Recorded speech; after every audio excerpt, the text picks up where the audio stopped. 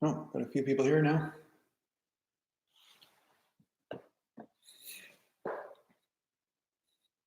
Okay, 12 now, 12, okay. Starting to get some people on the stream, 10, 12, 10. There was 12 there for a second there. I guess they saw my face and then that's it, they had to leave.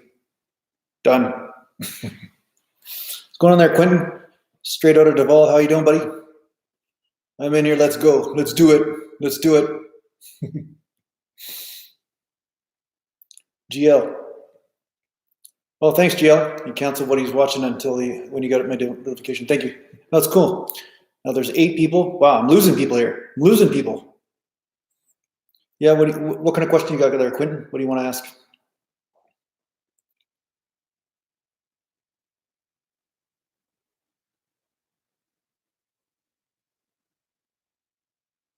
You ran yesterday and you only ran using your toes and your V?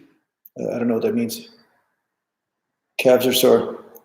Well, if you're on the balls of your feet, of course your calves are going to be sore because you're using the calves isometrically the whole time and you're bouncing. Like running, that's the one thing about jogging. Jogging is extremely good for building calf development. That's one thing I will say. It's not great for leg development, but calves, it's pretty good because there's so much plyometrics involved. And I talk about that in the video, The Secrets to Training Calves. Plyometrics definitely do play a huge role in breaking down tissue in a muscle. And nothing's more plyometric than the calf, right? The calf's like huge in plyometrics and jumping of any kind, right? So yeah, you get a lot of calf breakdown from that. RJ Darcy, you got a question, all right? All right there, RJ. RJ. 2 questions, all right. Shoot them at me. It's a bit of delay in the comment section here, so it takes me a bit to get the comments, I guess. Pretty good there, Black Phoenix. I'm doing pretty good. How are you, man? Quentin Baker, I would not recommend using weighted vests while running. Don't fucking, sorry, I swear, this is live chat. Don't do that to yourself, okay? Just because there's a lot of other things at stake when you're running. There's a moving back and forth of the hips. There's the hip bone themselves. There's the lower back. You're going to be jamming the joints with plyos. That's not a good idea. Do not be doing weighted running. Don't do that. Okay, Ludwig Hess, how's it possible to get 1 gram per pound of body weight and not get fat? Well, protein doesn't make you fat there, Ludwig. It's usually carbs and fats that make you fat. So it's very easy, actually. When I was getting ready for a bodybuilding show, I would do 300 grams to 400 grams of protein a day. And yeah, I did not get fat. I got pretty lean. So it's very hard for your body to break down protein and store it into body fat. It's much harder than carbs or fats. What's going there, Daniel? Daniel Bohr, what's up? Okay, Diego. Is push-pull split good for bulking and bodybuilding? Push would be good. You know what, the thing is, if you want exact workout advice, like book a session with me and I'll talk about your workout and we'll talk about what you're experiencing so far, what's going on and stuff. A lot of different workout programs work. That's what I talk about on this channel all the time. I have a whole playlist on sets, reps, and workout programs and splits and all this. So watch those videos and you'll get a good idea of what I think about certain workout programs and why I feel some are better than others for some people. But again, there's always those exceptions to the rule. So yeah, 3-day split is a common thing. How you structure it is fine too. It doesn't, people obsess about stupid details a little bit too much. And that's the only thing I will say. Sometimes the details don't matter as much as having the proper nutrition, having enough food, and basically pushing yourself. That's really the point. So 3-day splits are okay. They're not bad, but for some people, it's just not enough frequency. That's what I would say. That's why I have a lot of high frequency type training programs on my website, just because they are the most effective for a lot of people. Now, again, each person, the volume might be different, the rep range might be different, that sort of thing, depending on how the recovery is working. But a 3-day split is fine. It's just not always optimal. I found it wasn't optimal for me anyway.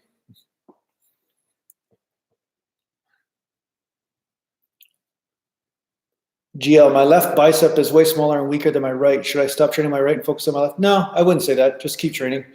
Maybe find out if you have a shoulder issue. You might have a shoulder issue going on. You might have a neck issue that's cutting off a little bit of the nerve supply to the bicep. That's also possible. But at the same time, it is normal to have a variation from the left side to the right. It's totally normal.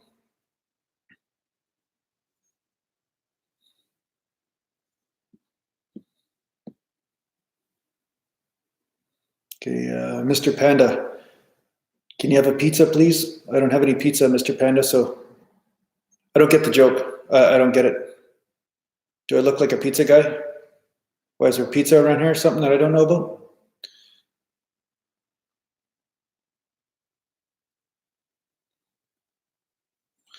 GL, notice your biceps aren't equal in size. Are they equal in strength? Yes, they are. The reason why my biceps aren't equal in size, though, to a point, is because I tore the left one. A chiropractor actually tore my bicep by giving me shitty advice, and that's why I always tell you not to trust doctors fully. Trust yourself fully, because some doctors are effing idiots. And this chiropractor was one, and he told me to lock out my elbow and then resist as he yanked on my arm, and then he's the one that actually partially tore my bicep. So that said, yeah, a torn muscle will have a different strength curve. So in the lockout position, that arm is weaker, but at the full contraction, it's pretty much the same. So yeah, it changes the dynamic, right?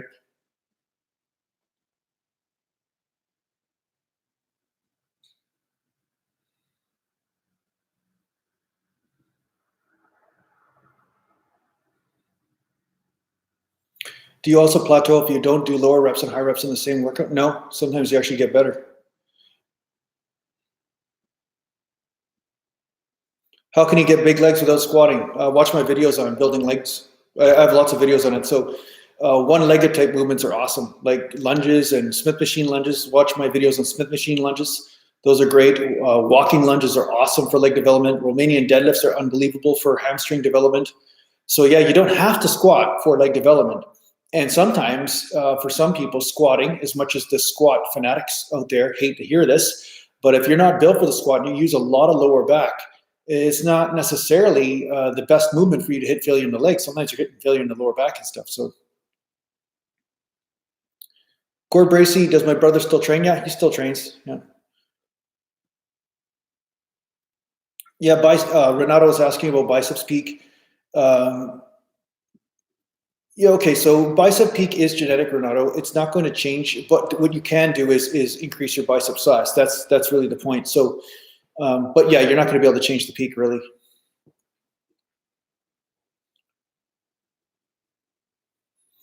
Cameron D, Jason, I've noticed that I've put attention towards other areas of my life and put fitness on second, and I'm making better progress with fitness. Could this be because I'm no longer overthinking things? Yeah, it's probably because you're not overthinking things, and also because you're not overtraining as well and doing too much all the time. And obsessing. I mean, that is a form of overthinking, of course. But the other thing is you might be resting a little bit more, or maybe you're not spending so much time in the gym as far as just constantly trying to get everything into the workout. And that's what I talk about here. Sometimes people try to do so much to get the results. They're out of balance, where they're basically working out 10 hours a day type of, I'm going to exaggerate here. This is exaggeration, but they'll work out 10 hours a day. But then they're not concentrating on their eating. They're not concentrating on their resting. The rest also has to be in balance, right? I mean, sleeping enough and all this kind of stuff. You can't be type A personality and get it all done. Now, some people, they can get away with it, but you get some bullshit, really popular bodybuilders saying, oh, if you're sleeping more than 6 hours a night, then you're wasting time, all this shit. I mean, if you try to train hard like a professional and you only get 6 hours sleep a night and your constitution doesn't allow you to recover during that 6 hours, you're going to do nothing but overtrain and hurt yourself. So this is the type of shitty advice that's given by famous people that is just absolute crap because they think everybody should be like them. And yeah, it's insane, honestly. Oh, Chase, you just got the notification now. What the hell, man? What the hell? Okay, let me see here. Drew Davies, hey, MSN. What's that about? What are you saying?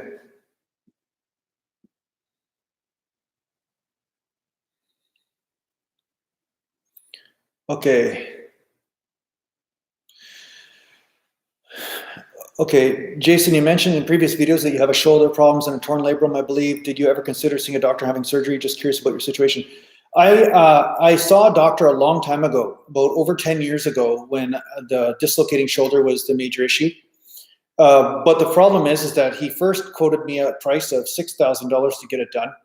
And then when I went back, then the nurse or whoever was at the front desk told me it was going to cost all of a sudden $10,000, which was way more than what he had quoted me in the beginning. And at the same time, I started to run into people that had labral tear surgery and saw when I was training them that their shoulders were not functioning quite right. Like they were almost all glued together on one side, not moving right.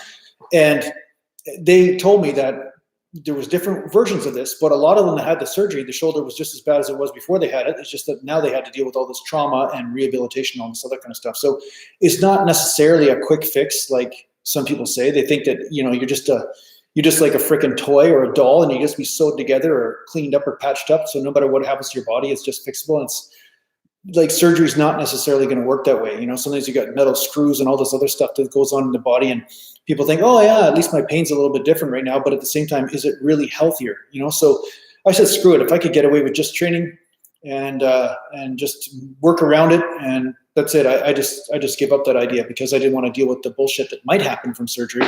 And if you look up on the internet, you'll find that there's lots of different scenarios where doctors have left tools and utensils and sponges and stuff inside a person after they had surgery. It's just I don't know. I don't have a lot of faith in the medical system as a whole. Although there are sometimes you need the doctor, of course, and not all doctors are equal. I'm not saying they are, but I'm just saying there is that risk, and you have to take that into account whenever you get under the knife, right?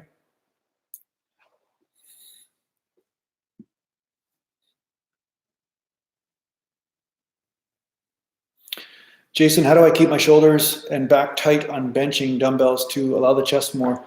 My chest is barely developing and never feels sore. Well, you know, just focus on increasing strength.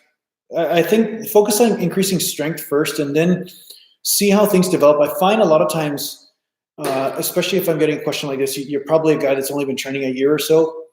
And a lot of times people have this unrealistic expectation, like, you know, let's talk about YouTube. Okay, let's talk about this whole fitness community shit on Instagram and all this. You have a lot of these unnatural guys showing you their physiques, and their physiques are basically built over a period of a couple of years. And a lot of times they're not, let's just say they haven't went through the trials and tribulations that a natural bodybuilder has to go through. Natural bodybuilding is overnight success in 10 years. That's basically what you got to look at. And that's 10 years committed, not 10 years just, oh, I mess around with my buddies at the gym once in a while. And I get drunk on the weekends and all this. It's 10 years.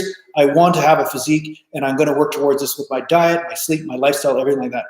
So too often people will start to panic because they're not getting instant results, and they're comparing themselves to somebody else, and that's how they're measuring the results. It's like, I don't look like him. Meanwhile, they're getting results, but they're like saying, I don't look like that guy, so that means I'm not getting any results. So it always depends on who I'm talking to, what kind of advice I have to give you, because if you're falsely measuring what's happening, then maybe there's not really much wrong with what's going on. It's just that you have not put in the time, you know? So in the end, I have range of motion videos on my channel. So just check out my videos. I got over 500 of them now. I mean, I've got lots of free information on there. And then you can see what I'm doing. I'm trying to find the constant tension part of the movement. I'm trying to find out where is the tension on the chest? Where do I feel the chest? Am I pushing more with my elbows? Am I pushing more with my delts? Am I doing too narrow grip? Am I doing wider? Adjust the parameters and see where you're feeling the chest. Really connect to that. And that will give you a better indicator of how to develop a chest.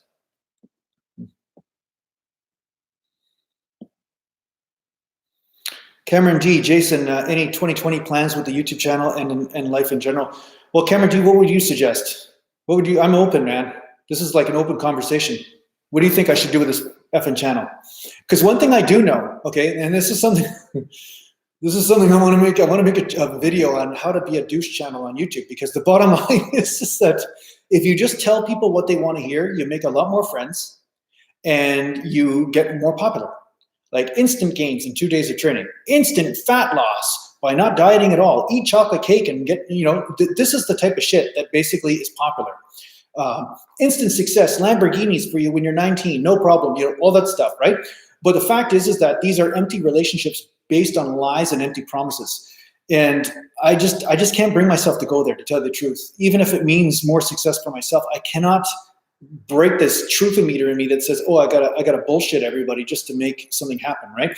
So some people are like, hey, if you competed, you'd get a lot more views and stuff and whatever. And I'm like thinking, my heart's not in competing. And for me to compete when my heart's not in it, just for the sake of building a YouTube channel, is an effing lie, you know? So that's the thing. So honesty and integrity are my first and foremost tendencies. And that's what I want to follow the most. But at the same time, I kind of go where the wind it blows me. Sometimes it's like, that didn't sound right. That's not what I meant. But anyway, I go where the wind takes me. And what I try to do is try to find what can I enjoy with making the content right now, whether it's just making the cinematic sort of stuff, like the nice colors and stuff I get with that camera that I'm working with, raw files and stuff, or making music, and then finding a way to just talk about this workout thing and just as an excuse to get more content going. So my main commitment right now is to make more content, try to do it daily if I can, and at the same time try to keep the quality there and yeah, try to have fun with it as much as I can. Yeah.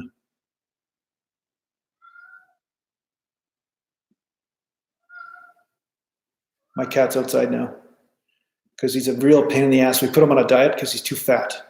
This cat's nuts.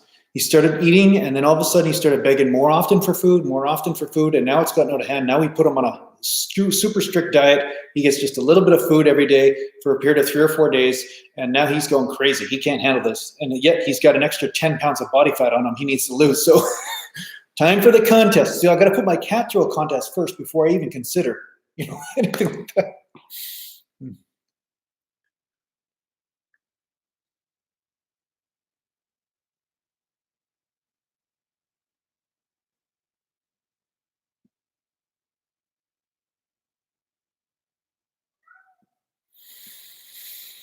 Okay, I'm just going to scroll down here.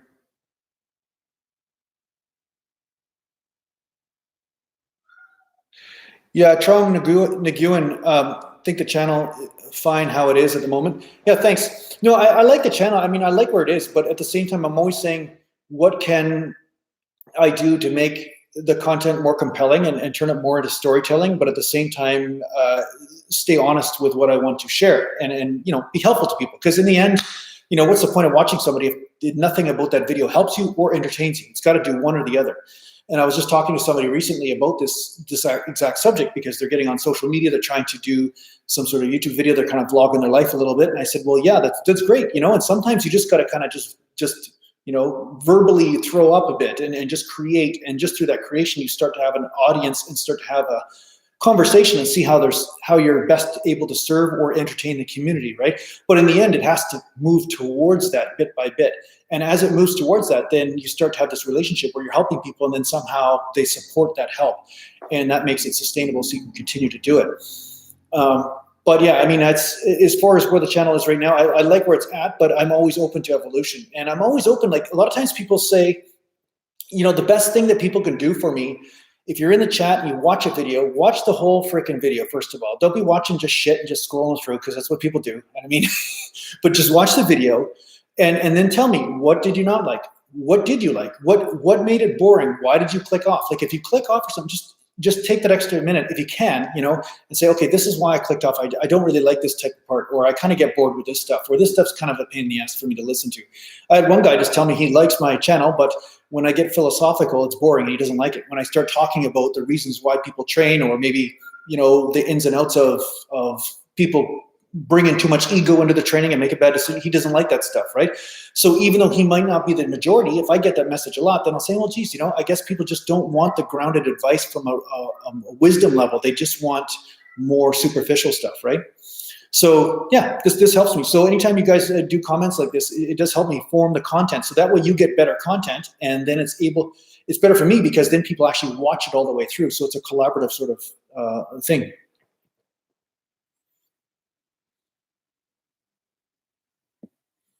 Yeah, Kieran Jones, if people train like I do with back, they're going to feel their back and they're going to get back development. I guarantee it, 100%. Most people don't train back, and then they make fun of me when I train back. They'll look at me do a lat pull and they're like, oh, I'm cringeworthy, like this kind of shit, right?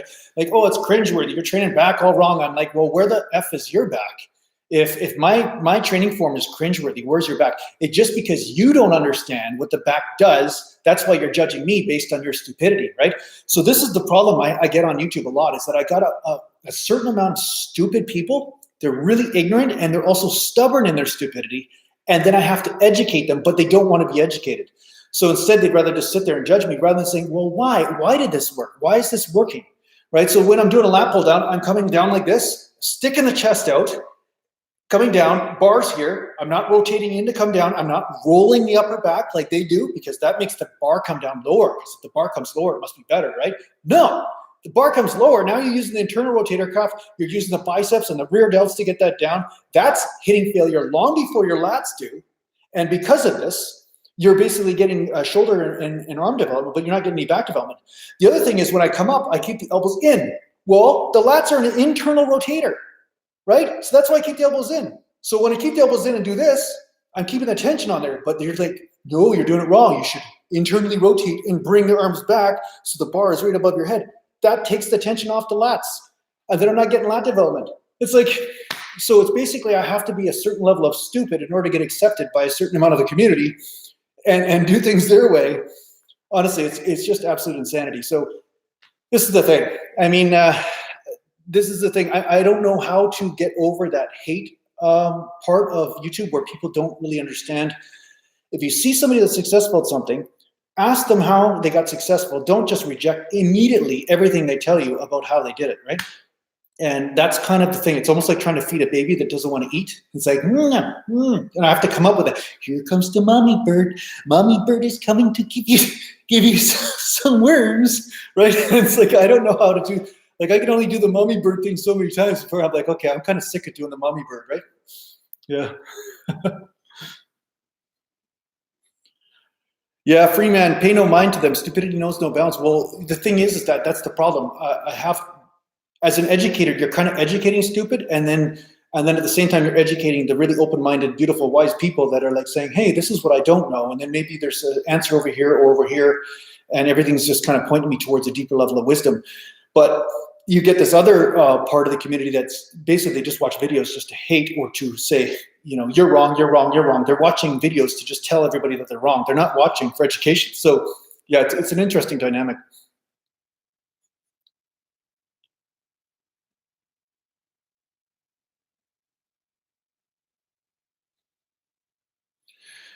Pipper, how do you stop chocolate sugar cravings? Well, I use stevia for sweet stuff, like, and I do eat chocolate. But one thing, if you're iron deficient, just know this: have some liver or something like that, because if you get some extra iron in your diet, you're going to notice that your chocolate craving goes down.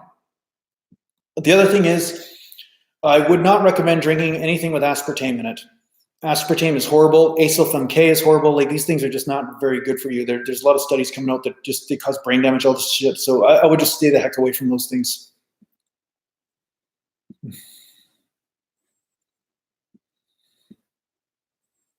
Where's your back? A new t-shirt designed by Black Phoenix. Yeah, that'd be good, yeah.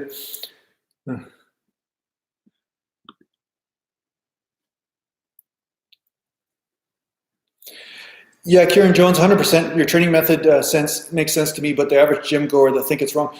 But this is the illusion, right?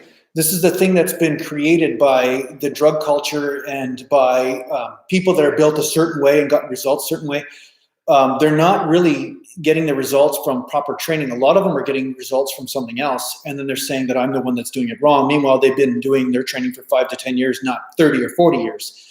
Then there's the other case where somebody has been training for 20 or 30 years, but they're built differently than, say, the person who's watching them. And then they say, hey, you should move exactly like I do, not taking into account the individuality of the person. Like I've said before, even Fred Hadfield, Dr. Squat, he embraced the fact of the law of individuality. He actually said it. There's a law of individuality where people will squat different. They'll move differently. It's just a fact.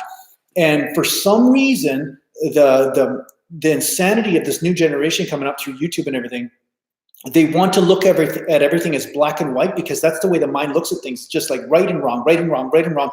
But there's not really a fluid experience going on between right and wrong. So they basically get too locked into one way of seeing something, not realizing that who's seeing something is the variable. Who sees it? The variable factor is you. You are the variable factor, and you are different than somebody else because their body's going to be different, and that has to be taken into account.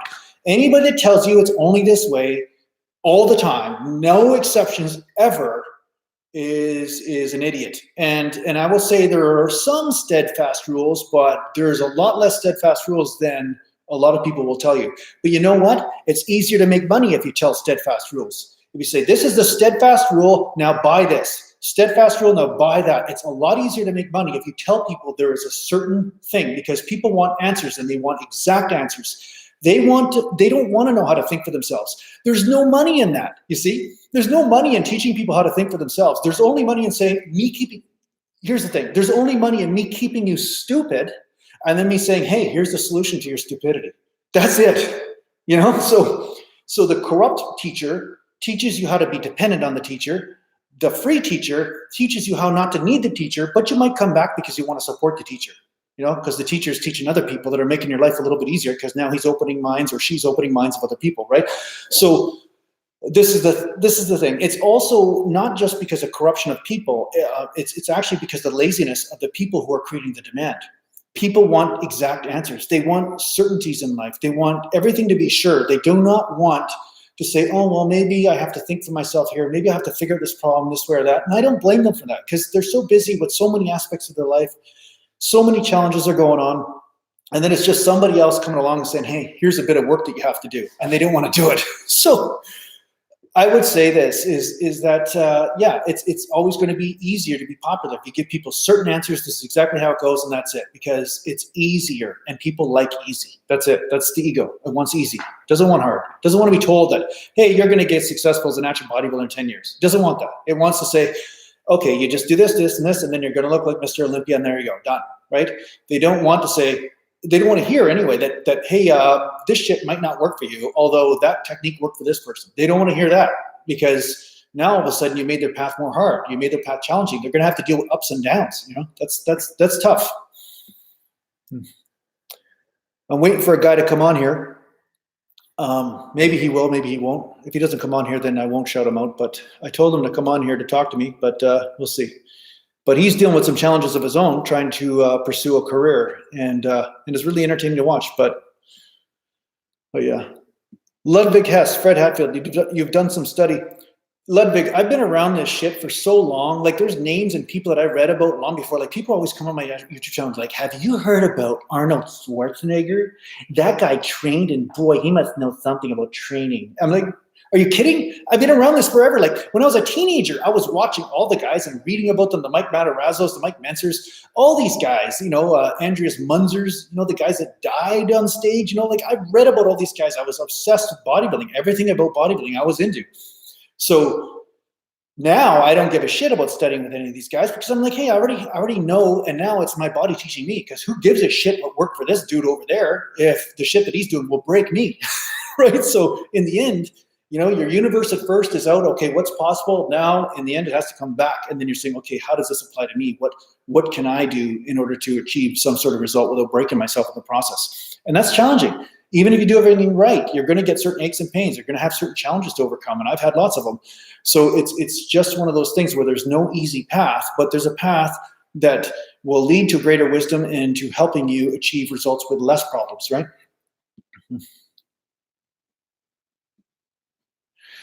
Yeah, Black Phoenix, like people say, this one mistake is killing your gains. This is all clickbait.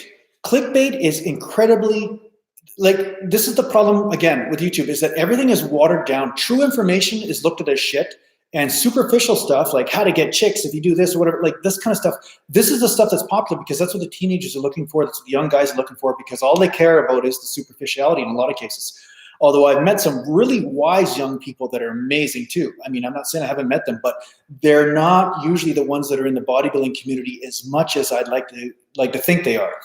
So it's a weird, let's just say, oxymoron or conflicting sort of thing going on, because bodybuilding seems like a real superficial, egotistical endeavor, but at the same time, it really isn't. And I'm saying that it isn't, but on the surface, at face value, it seems like it. So you do attract a lot of that. So it only makes sense that those types of videos would do better, or those types of memes or Instagram pictures or whatever. Like that kind of stuff is more attractive to that type of crowd at first, right? Yeah. Well, a bad screen name. Some people don't appreciate free, valuable advice. Well, actually, the truth is, and this is something I learned the hard way. And this is something you guys might know. I've learned that usually when you do something for free for people, they don't appreciate it. And sometimes they end up resenting you for it. That's actually what's happened a lot. I've helped people with when it comes to meditation stuff and getting over drug addiction, like all these things. And a lot of those people, after you've helped them, they're like, well, whatever. They don't even remember who you are. They don't care. They find some reason that they feel disempowered somehow because you gave them some help. Some people with video projects I've helped with, tremendous increases in their career doing stuff like that. And in the end, you basically give them some advice that they don't like this one time because it hits too close to the truth, and then that's it, they're gone. So a lot of times when you're giving free advice, it's a very, very, let's just say you're bouncing on the edge of a knife with giving enough, but then at the same time, forcing people to support to a point, because you can't always depend on people that receive stuff to know that you need to be supported in order to be able to continue to do it. So it's really a fine-tuned balancing act. And YouTube is it's done some great things, but at the same time, it's done some bad things where people don't appreciate information as much anymore because they think it's all the same, even though it can be totally different information.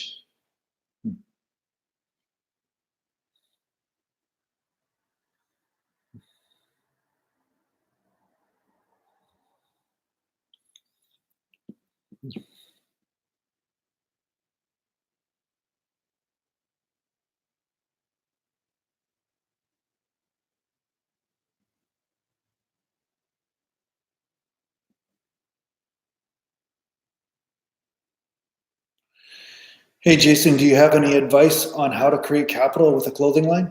Well, if you have a large following, you can create capital from anything. That's why people are doing all this underhanded shit just to get an audience, because once they have an audience, then it's like free advertising. Now they put their product in front of the audience, and then they basically are able to sell their product or service. That's really how any type of thing worked, whether it's being a rock star, being an actor, endorsements with the professional athletes. This is the way it's worked. And the great part is that YouTube, Instagram, TikTok, whatever, these platforms allowed normal people to then start to give something to create an audience, but at the same time, that's how they basically start to support their work is that they sell products or services. And I don't blame them. That's what you need to do. You have to do it. I mean, when I was personal training back in the day, there'd be some people that would come to me and say, hey, I want to train like you. I want to look like you. I want to do all this training stuff. I want to get on the diet and I want to do a show and all this kind of stuff. I'm saying, okay, well, good. This is what I charge per hour. And they're like, oh, but I don't want to pay anything. I'm like, okay, so let me put it this way. You want me to show up to the gym, show you everything that it took me, years to learn, show you all the techniques and stuff. And you want me to just show up for free and somehow we're even? Right on, dude. Like how's that work? So there's always somebody willing to bend you over. That's the whole point. I mean, there's always somebody willing to take advantage of you, and you have to basically learn to say no. It's like, hey man, I'm keeping my pants on and I'm going to basically sell you what I think I'm worth, but I'm not going to basically just do shit for free just because you expect it, because there's always somebody along the way that expects you to do everything for free, right?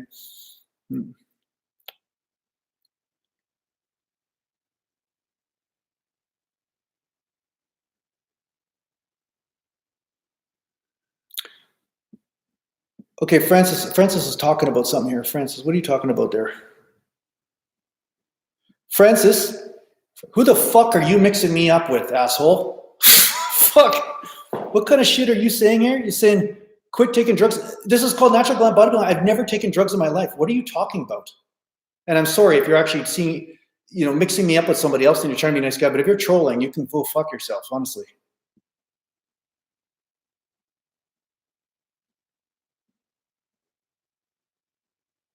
I'll be waiting for your response there, Francis.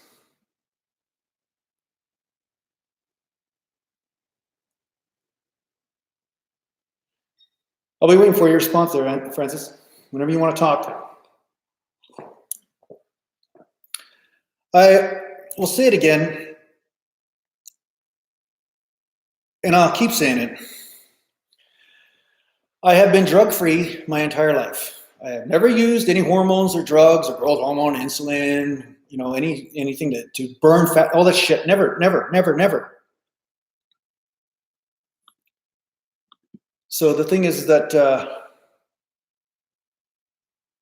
I'm still waiting for his fucking message. He hasn't put anything here.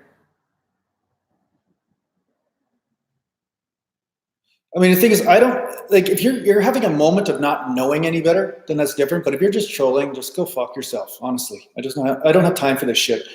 The thing is that if 10 polygraph tests, random urine tests, all this shit isn't enough, my word, everybody that I've ever, like every girlfriend I've ever had can sit here and testify on polygraph and say that I've never used drugs. My brother, like everybody that knows me well knows that I've never used any substances. But you come on here and then start spreading shit, like, come on, man, grow the fuck up.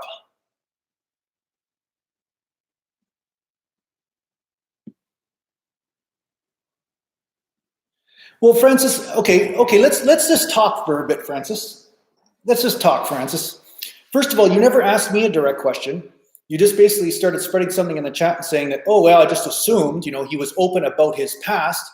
Well, I am open about my past. I've never used anything. So instead, you basically spread misinformation in my chat. So of course I'm going to get fucking pissed at you. Really? Like, why don't I just come to your house and start telling all your neighbors that you're a convicted child molester? Oh, I didn't know. I must have been mixing him up with somebody else. Like, what kind of a fucking bullshit thing is that? Like, do you think that that's a good way to actually express yourself? Do you think that that's, rather than me coming to you and say, hey, listen, I've heard this rumor. Why don't you invite me on this? So this is why. Now, if you also understood that you had a million different people come to your neighborhood and say to the neighbors bullshit about you, then you'd probably be a little bit more sensitive about it too. So this is a drug-free natural bodybuilding channel. My entire credibility and everything is based on that because that is what I stand for. And then you're going to come on here, instead of asking me just politely, you just basically spread shit in the chat. Like, and you expect me to think that you're a nice guy. Like, come on. So I'm done with people. Like, this is the one thing I can't fucking stand. Honestly, this fucking stupidity is just unbelievable. Yeah, Francis, you must have been confused. Well, let me just come to your house and start spreading shit about how confused I am about your lifestyle choices to everybody around you. You want to be a policeman? Oh, I'll just be confused and just talk to to the guy you're applying for a job with. I'll just go to your sheriff or the guy that's running the place and just say, hey, listen, I think Francis is a convicted drug dealer, and he's running a different personality or a different identification. Why don't I just say that? Like, can you understand what I'm saying here? Like, be careful with the information that you spread and what you say about people. This is just one of those things. Like, I'm just educating people here. Like, information has power, and if you're going to spread information about somebody and it's false, it's like an assault. It's like punching somebody in the face and then saying, "Oh, sorry, I didn't mean to do it." Like, really? Like, come on. Aesthetics heart style. Do you think it's safe for a natural to stay about 9% body fat year round? I think it depends on the person. I know some people that have naturally fast metabolisms and it's fine. I always stayed around 10%. I'm not 10% now. I'd say I got to lose a bit, but yeah, 10% I'd say it's not a bad body fat percentage to stay at.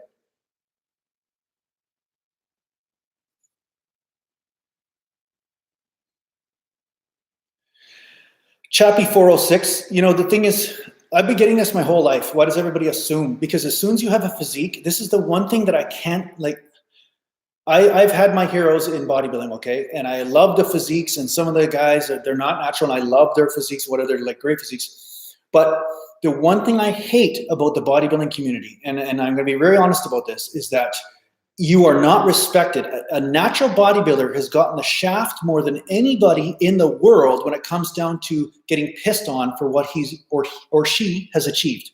Because right away you come along and you have achieved the upper echelons of a physique in natural bodybuilding, and then right away somebody says, oh, you must have used drugs. Oh, you're lying about it, or whatever, right?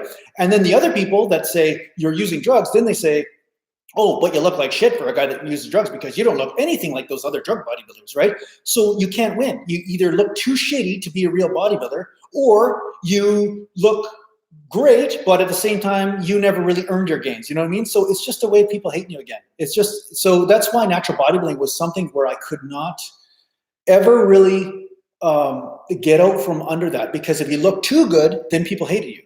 And they just assume that you're lying. Meanwhile, you weren't. You're just at the upper 5% of the world in natural bodybuilding, and you actually achieved something. But instead of getting credibility for that and opportunity, you get pissed on. So this is the one thing I don't like. This is the one thing that is wrong with this entire industry, is that because of these druggies, right, all the natural guys get looked at like they didn't earn what they got, you know? So meanwhile, it took like 10 years to get to where they are, and the other person took them a few months or a few years, right? So it's a really frustrating part of the whole industry, I have to say.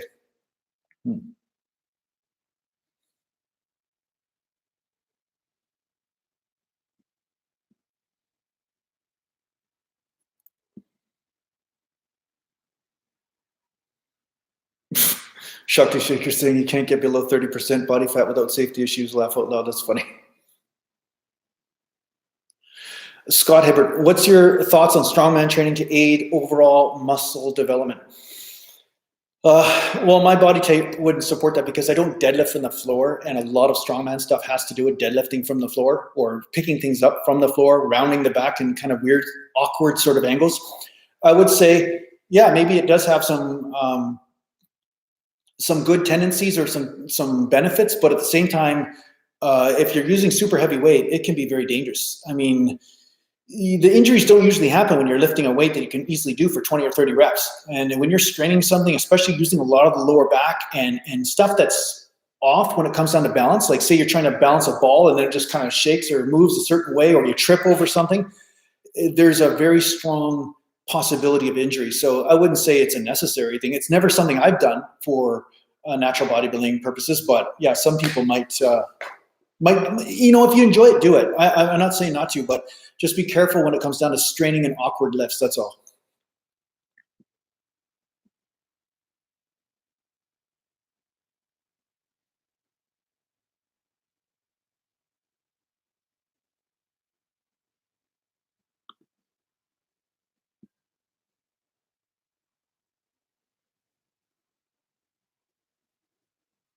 Robin Hockenhull, sorry, I didn't mean to mispronounce your name there.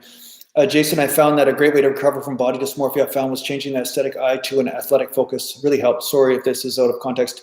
No, that's good for you. Good for you. Like, you always have to work with your own weak links, mentally, physically, emotionally, like everything, right?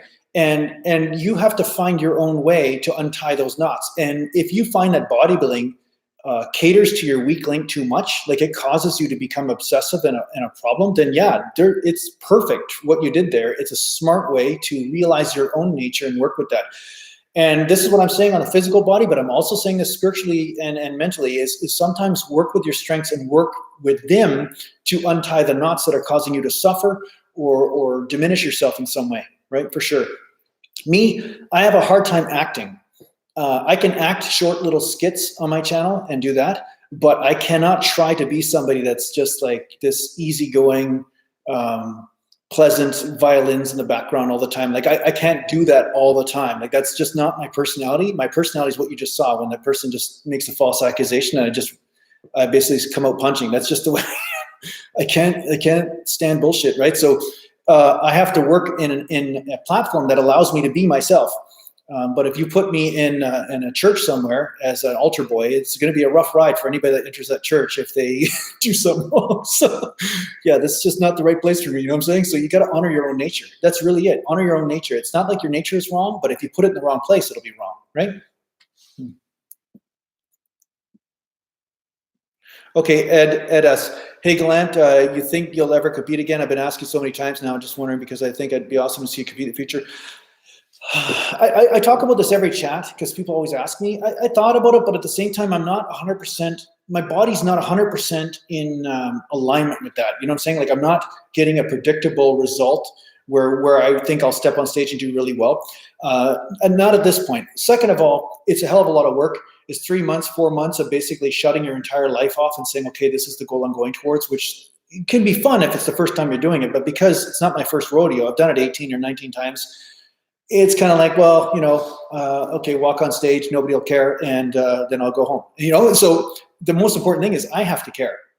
And the problem is I don't really care about getting on stage that much. I do care about training. I do care about being healthy, but getting on stage and competing again is not 100% my thing. But there may be something creative that will come eventually. I can feel the craving of something, but I don't know what that is yet, but we'll see. We'll see what happens.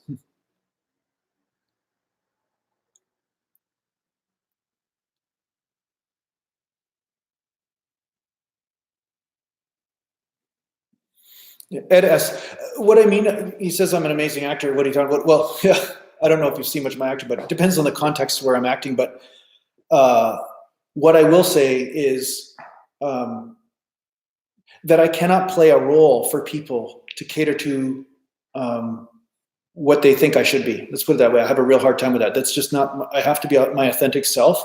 I'm not saying I have to be an asshole to them or anything. I'm not saying that because that some people say that just to justify just being a dick to everyone. That's not what I'm saying. What I'm saying is I have to be what I am and not allow people to project me into something that they think I should be instead of what I really am, right? Yeah.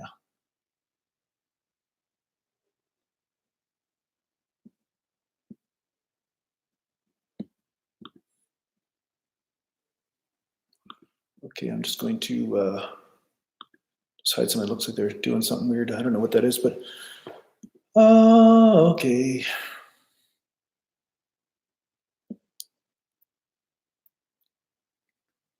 Okay, Adrets 400 is saying, hey, Jason, he's plateauing in terms of strength-wise. Does the 5-3-1 program effective? I don't know. I've never done that. But I would say 1 rep or 3 reps could be very dangerous if it's to failure. I'm assuming if it's not to failure, if it's just you getting used to handling heavy weight, then fine, as long as you're doing warm-ups and everything. But yeah, it's not a typical type of program that I'd run. That's for sure. Just so you guys know too, if you want to donate for these live chats and stuff like that, you can go to my website and there's a donations button there and you could donate so that way I can afford to do these things. Okay. So just so you know, I mean, I got to keep the lights on, all right? And it's cold in this garage.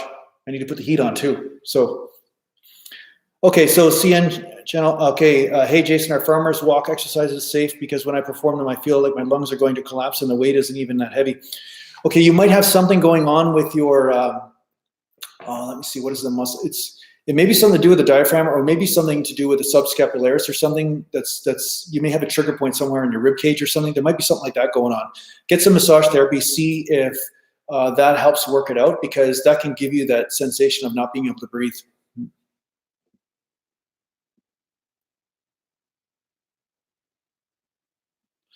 Hey, Tommy MSN. Hey, Jason, my apologies. Question makes you feel uncomfortable. I'm just wondering what my views are on Islam and Muslim.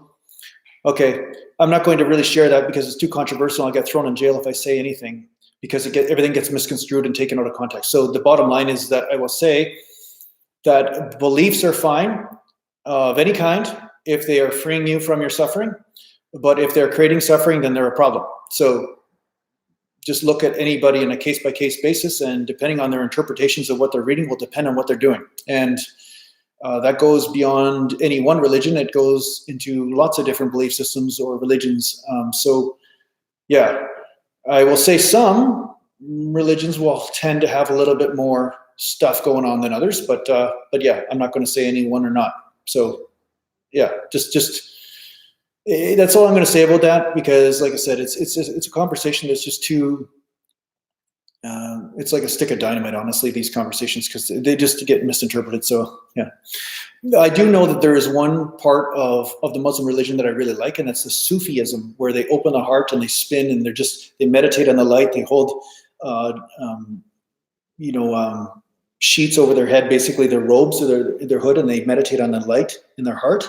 And it's amazing, right? So there are some massively great tenets to some religions, but then there's some other BS bullshit that people misinterpret, and then there's all sorts of problems with that. And we see that with every religion, really.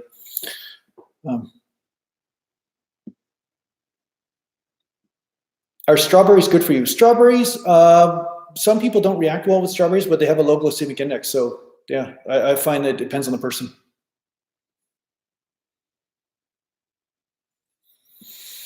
Do you alter your nutrition based on the type of workout program you did that day? Sometimes I do. Sometimes I know if I have to train legs, I may need a little bit more carbs because the legs are more carb heavy than upper body movements. Also, if I'm doing hockey or if I'm playing hockey or something, I haven't played for years, but when I do, I cannot be on a fat and protein diet and expect not to step on my tongue on the ice because it's such a cardio strong exercise, right? So you need so much more glycogen. So I have to have carbs and protein, and I find lower fat works better for the shuttling into the system, right? So if I have too much fat in the veins, what happens, it bogs down the blood, and I find I don't get as much oxygen in there. So I find my cardio capacity is much better with a lower fat, high carb, high protein diet. John Smith, how you doing, buddy?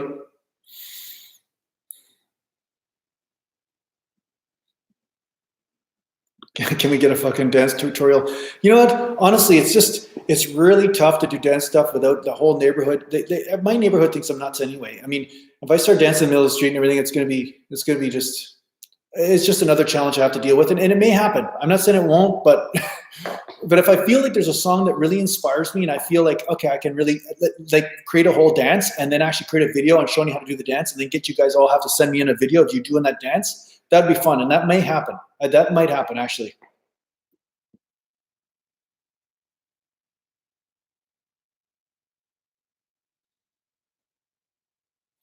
What do you think about full range of motion, eccentric stretch for muscle growth? Full range of motion is great. That's the funny thing. People tell me that, oh, Jason, you believe in partial reps. No, I believe in full range of motion. It's just that full range of motion for each person is relative, not person, but person. So the bottom line is that if you are stretching, but then you're resting on the joints, that's never a good thing because what happens is the joint is stretching way more than the muscle in that point. And yeah, that's basically when you're going to dislocate a shoulder or pop a labrum or tear something up. And that's what I don't agree with. But yeah, the stretch is one of the most important parts of exercise when you're building muscle. CN channel, is animal fat bad for you? I would say no, it's not bad for you. How you might make it, maybe if you fry it too much or I don't know, add massive amounts of refried pork fat to your foods and all this stuff, I would not recommend that. Yeah, I would think that has a different, because the more you fry something, I know the saturated fats don't change, but there's certain polyunsaturates and stuff that the structure does change. I noticed that if I eat refried fat as opposed to fried fat, it's a totally different experience in my digestive system than it was before. So you'll notice that the structures do change.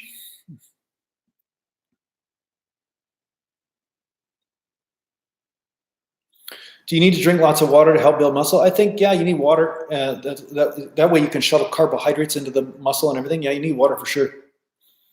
I wouldn't say drinking 17 buckets of water is going to make a difference, but I mean, it's good to drink a gallon or so of water a day for sure. Do I do trap bar deadlifts? I still find, Kenneth, that trap bar deadlifts still aren't right for me. I find I still have to round my back and everything. Just short arms, long femurs just isn't the right thing for me.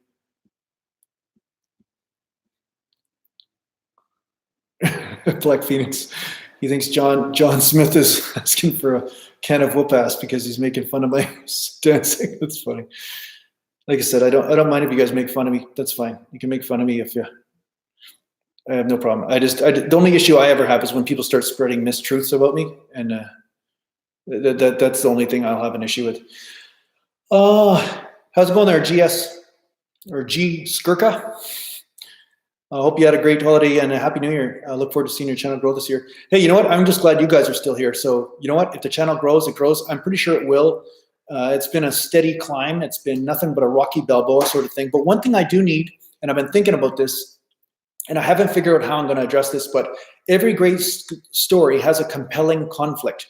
And the biggest conflict I have, ironically, is, I don't know if ironically is the right word, but is actually building this channel. That's the biggest conflict I have. That's actually my journey, to tell you the truth. So I don't know how I'm going to turn that into compelling storytelling to make it an experience that I can share with all of you.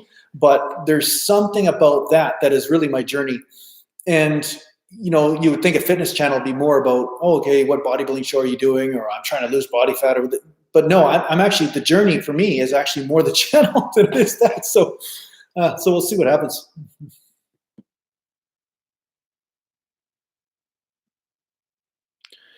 Scott Hibbert, off subject, what's your prediction for the NFL Bowl? I've never watched football. I'm not saying I don't like football if I watch it, but honestly, I never even got into the rules of football. I never really learned it as a kid. I grew up around hockey, right? And in Canadian football, I'd see it here and there, and I'd enjoy it when I watch it, but I never got into it, right?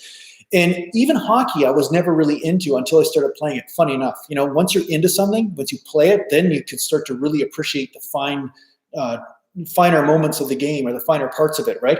So I started to really appreciate how coordinated these guys were when I was playing hockey, when they were toe dragging the puck and pulling it between their legs and then going like a million miles an hour and backhanding top shelf in the net. Like how hard it was to do at the speed that they're doing it is crazy.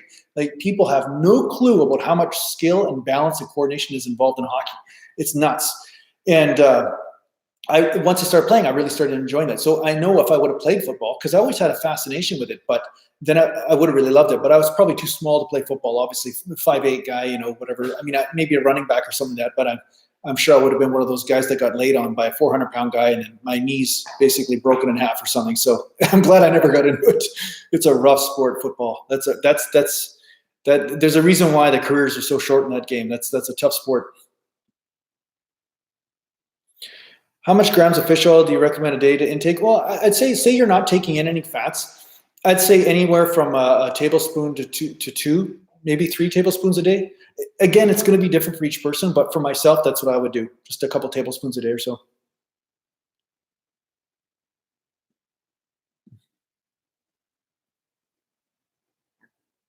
Am I shuffling or just doing my own thing when I'm dancing? John's asking. I don't know. I'm not trying to mimic anybody. I just learn moves, hybrid moves, and I just put them together. That's basically it. Kind of like popping and locking and stuff like that. I could do lots of stuff, but some stuff just suits some music better than others. And I'm definitely not an expert. I mean, when you go on TikTok or any of some of these dance videos on here, like you see some pretty unbelievable dancers, like guys that they look like they're from outer space and they're floating on air when they're dancing. It's crazy. So yeah, I'm definitely well aware of my limitations there too. High volume or low volume, sycophantic? I would say both. High volume is great because, again, you're hitting different muscle fibers. Low volume is great because then you can hit a higher frequency. I think combining both into your training is good. So for 2 or 3 weeks or a month, you do lower volume, but high frequency. And then you may want to do 2 weeks of high volume, but basically having that lower frequency and seeing how your body responds. And I think there's benefits to both. Being in BC, are the Canucks your team? I would say the Canucks are not my team. I haven't been watching. I don't have cable TV. I spend all my budget on the internet, which is why the Patreon support of $200 a month helps, because that's basically what my internet costs. So the bottom line is that I watch hockey here and there, just the highlights through YouTube. But my favorite team is pretty much Pittsburgh, and I do like watching Duncan Keith, the defenseman on the Blackhawks. He's unreal. And the Washington Capitals, I like that. Ovechkin's just the guy. And I mean, now, of course, the Toronto Maple Leafs, they've got some awesome new guys on there too that are just ripping it up. And the Edmonton Oilers, Connor McDavid, he's just nuts to watch, like how good that guy is. So I do like watching him. Yeah.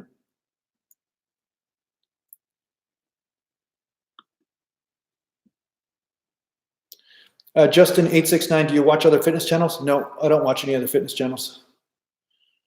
It just makes me mad when they're like saying this stuff that I talked about in the beginning. Although there's some pretty nice guys out there too. I'm not saying there isn't, because I've accidentally stumbled across a few.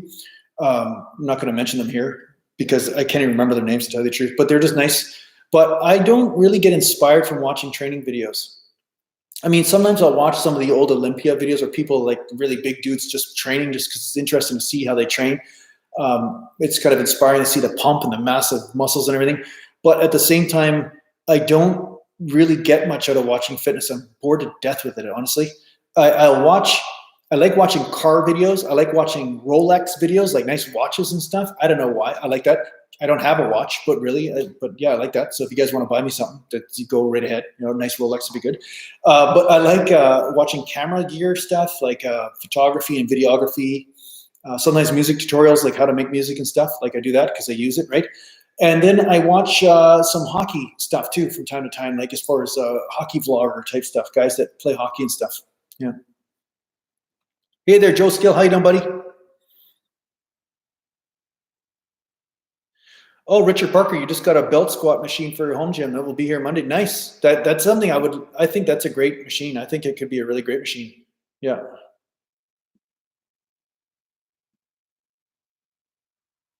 I think you could grow a lot if your editing and production was higher instead of standing there. Well, my production's pretty high. They're info ripped, so I don't know what you're talking about.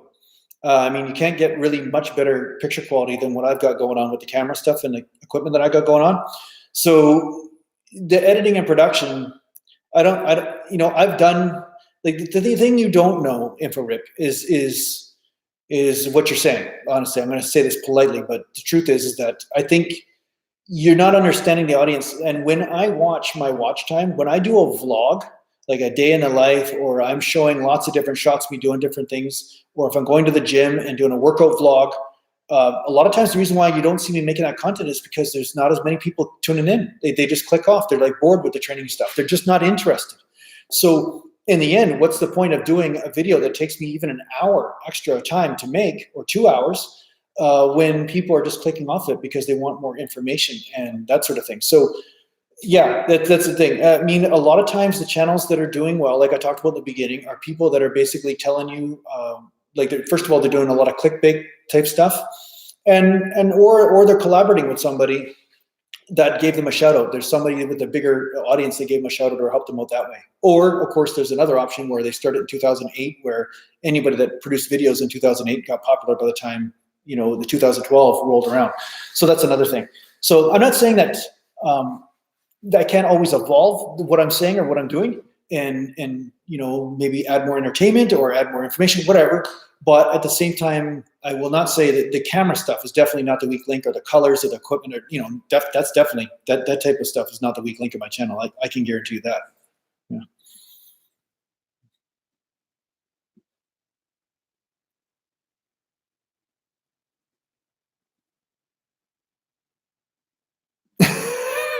Piper Jason doing ASMR dance videos.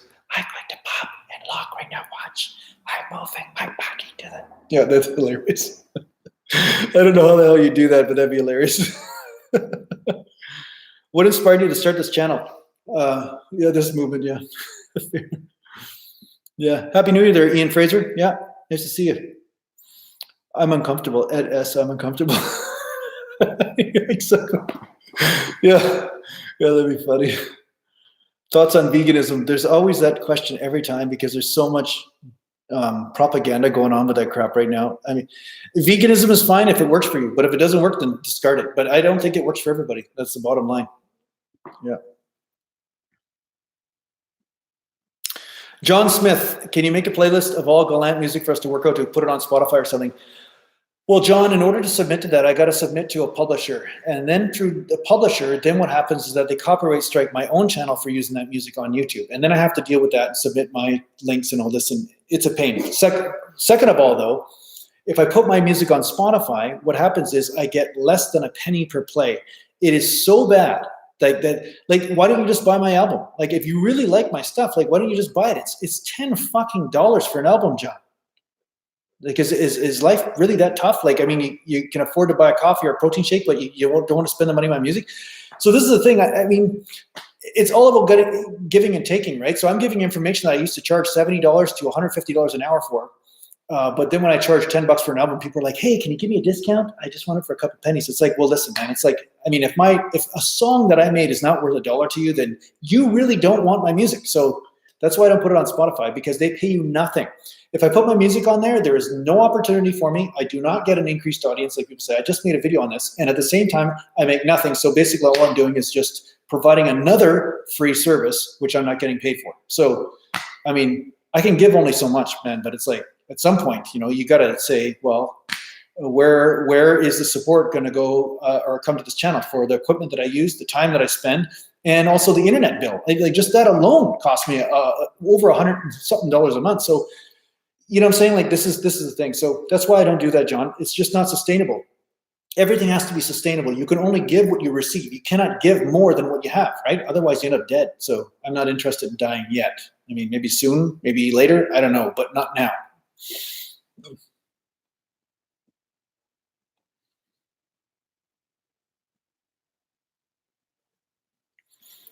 John, it's you don't. How long have you been around here, John? I'm interested, because sometimes people just show up and then like, hey, you make your own music. Meanwhile, I've mentioned it even 3 videos ago. I talked about how it's on Spotify. So you must be new. No, I have it on my website under music for purchase. It's right on there on the tabs. You just look into the tabs, naturalgallantbodybuilding.com, and music for purchase. I also have t-shirts, and I also have workout programs on there. And it's all under the lists, the workout programs, music for purchase, or clothing. It's just, I don't know how easier it could be to find. What's your ideal body fat? How high would you go? I'd say ideal body fat is around 8 to 10%. How high I would go, or how high I feel like it's okay, around 12%. But once I start going higher than that, it's like, no, I don't feel comfortable with that.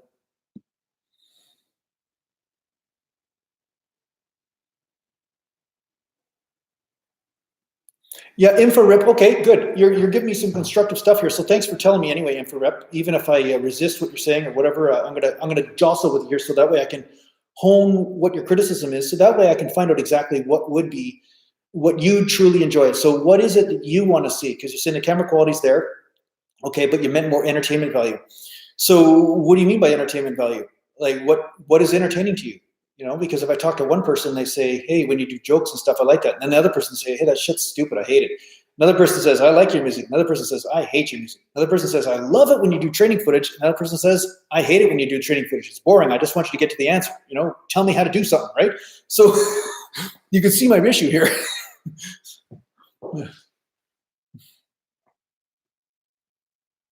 Yeah, just a few weeks ago, John, you just tuned in just a few weeks ago? Well, actually a week ago. So I know now that you are a candidate for the mountain.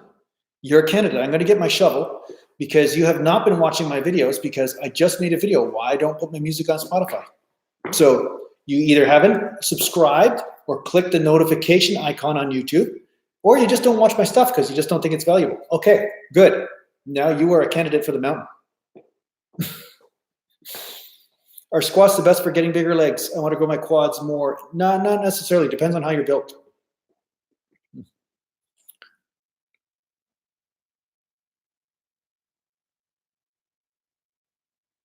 Yeah, you're that ninja. Honestly, Jason, the main reason why I think that this channel doesn't grow so much is because not everyone is interested in specific natural bodybuilding information.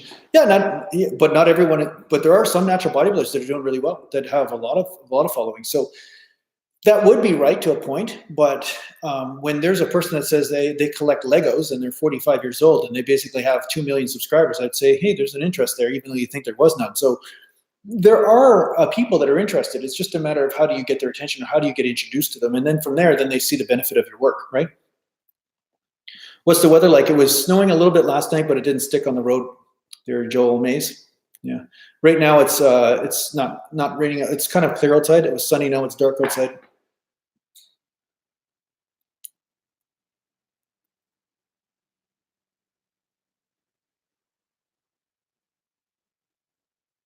Hello from Anaheim. Nice to see you there, RP.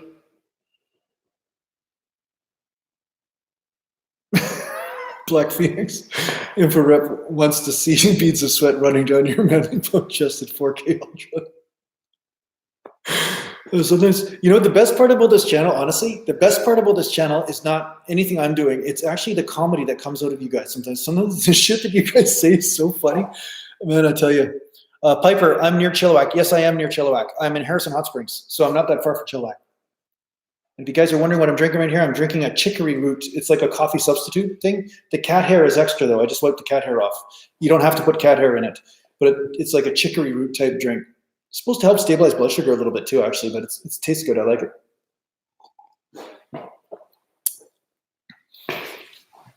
Yeah, Karen Jones, the drugged up bodybuilders get a lot more views.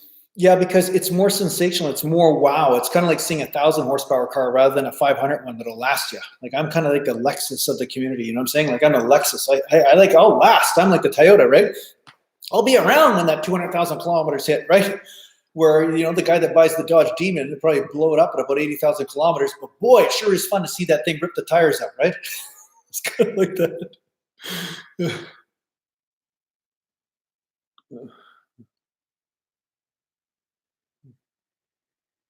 West Palm Beach, how you doing there? From Florida, Joel. Nice, nice. Well, it must be nice weather down there right now. Yeah. Use the cat hair for dental floss. Yeah, exactly. You always have to adapt, Joe. That's turning lemons into lemonade. That a boy. That's good. That's what you got to do. Yeah, you're that ninja. Toyotas are cool cars, though. Very reliable and affordable. Yes, and that's what makes them boring, right? That's part of it, I guess. It's not like, oh, the Lamborghini Countach, watch it go up in flames as it goes over the corner.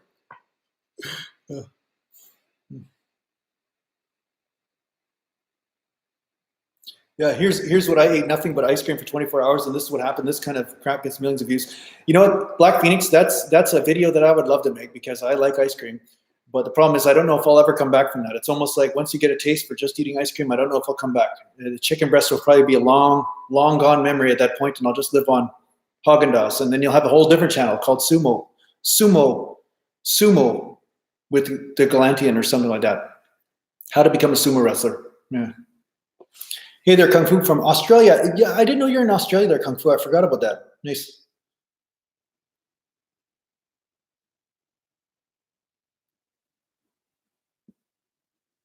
Yeah, exactly, Art. Yeah, you throttled that demon, the Dodge Demon. That's definitely, I think, I don't trust I mean, my brother and I were having a conversation about this because he's like looking at these. He's like, wow, all the horsepower. Wow, wow, wow. But, you know, I had a Pontiac Trans Am back in 1996, and it was a year old, and I bought it, and I thought, oh, I'm doing the smart thing. I can afford, because it was all I could afford, barely, with a loan, 9% interest. It wasn't a smart decision in my life financially, but I had this car, this Trans Am, and it was around the time I won my first bodybuilding show. I would say for a good week there, it was like the best week of my life for a bit. As a young man, I was like, yeah, I finally succeeded in the world. And then, of course, reality hit, which is always the life journey, right? Is the action and then the consequence, right? So because this thing was a freaking Pontiac, it was dependable as a, well, I don't know, what could you compare it to? It was like as dependable as a stick of dynamite in a furnace. You know what I'm saying? It was just like there was always something going wrong with it. I mean, that thing was financial disaster for me.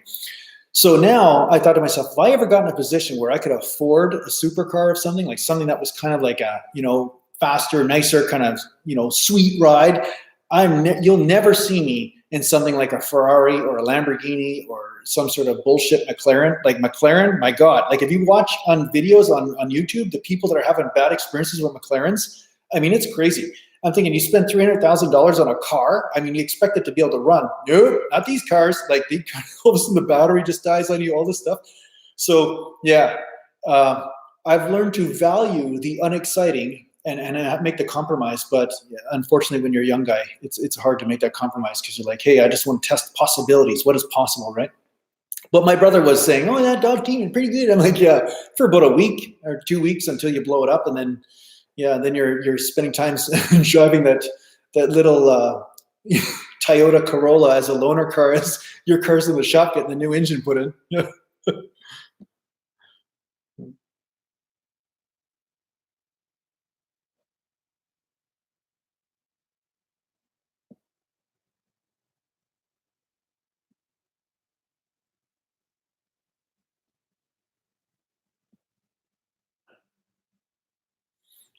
John, that's a good one, Shakti. It's Kung Fu from Australia, not Kung Fu. That's funny.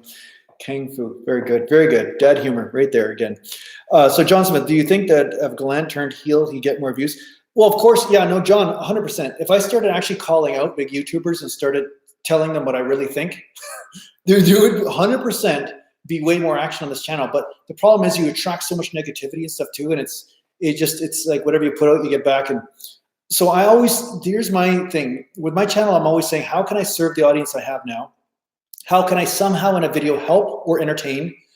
And that's what I'm doing. So sometimes a video is more about inspiring you, you know, to help you just move and enjoy this process instead of like curl up in a ball and die because you're like, oh shit, my biceps aren't 18 inches today or whatever. You know what I mean? Like I'm trying to find a way to keep you going. That's inspiration, that's something useful to you in your life, but at the same time, it's true. You know, if you look at things from the proper perspective, it's easier for you to just do the things that are necessary and enjoy them in the process. So I'm trying to create more of an experience of joy for you in your training. And then from there, I'm also trying to give helpful advice so that you can apply. So now training is even more fun too, because now you're saying, hey, I never even thought about this possibility. Maybe this is why I'm suffering. Maybe this is where I'm causing my own problem. Instead of looking at something I'm supposed to be doing, I'm saying, what is my body supposed to be doing, which might be different than, say, somebody else. So I'm trying to serve as far as motivation, inspiration, and information, and at the same time, keep you alive longer, and then trust that that karma will come back to me at some point, and you know, maybe one day it'll be payback time. Imagine if you just saw me like this, like you're just you're in your garage training, or you're in the gym, and then this is the window. And all of a sudden, 10 years in the future, and then you're doing so well, and you got all these gains and stuff, and all of a sudden you see,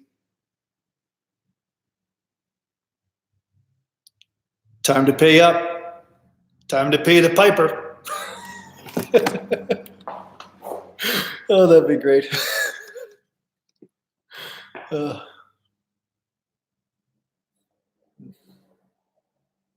Yeah, koala food, yeah, that's right. Okay. Yeah, there's some dedicated dudes here, except for some people are scrolling through the videos. That's the thing. Don't be scrolling through my videos, man. Just tell me what you don't like about the videos. If you're scrolling through, tell me why you scroll through. That'd be good. Then I can forgive you. Then at least I can use it.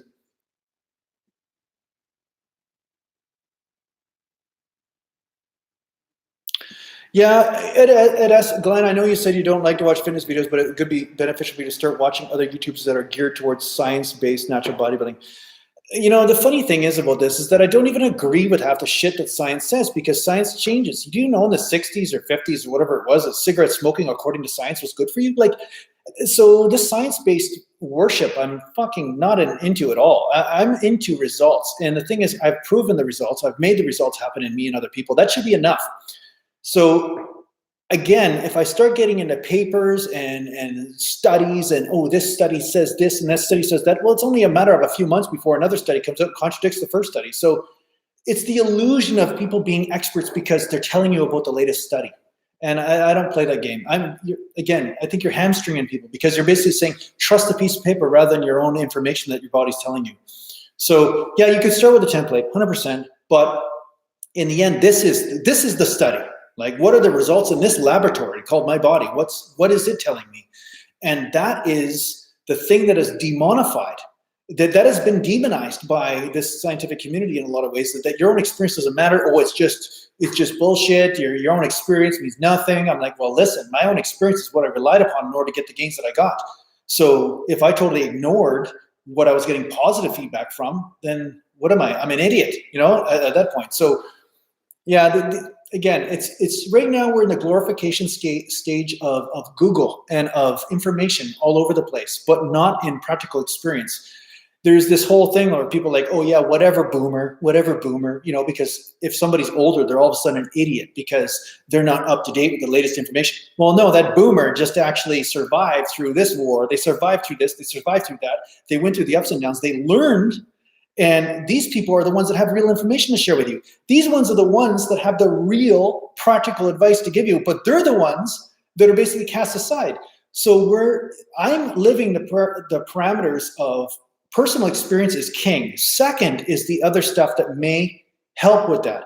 Because again, there's all sorts of times in my life where I didn't trust my personal experience and it screwed me. I'm telling you, screwed me big time because I thought, oh, this person's smart. They have the information. They read the right study. It's crap. I'm telling you, a lot of it is absolute shit. And I'm here to sever that umbilical cord to the pieces of paper or to the books. Like, there's a lot of people running around this planet saying, hey, I read a book. Well, who's the fucking writer of the book? I mean, if the writer of the book's a fucking idiot, how in the hell can you run around with this information in your head and say, oh, this book must be right? This book, So personal experience is king.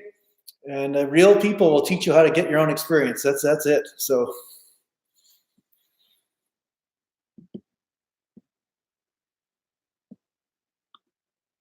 the thing is, if I get you to worship a piece of paper, this is the other thing don't understand. If I get you to worship a piece of paper and say, hey, this study was done, you weren't there in the lab when the study was done. So all sorts of shady bullshit could have happened, okay? And sometimes there's different agendas and motives that you don't even know about, right, that are going on.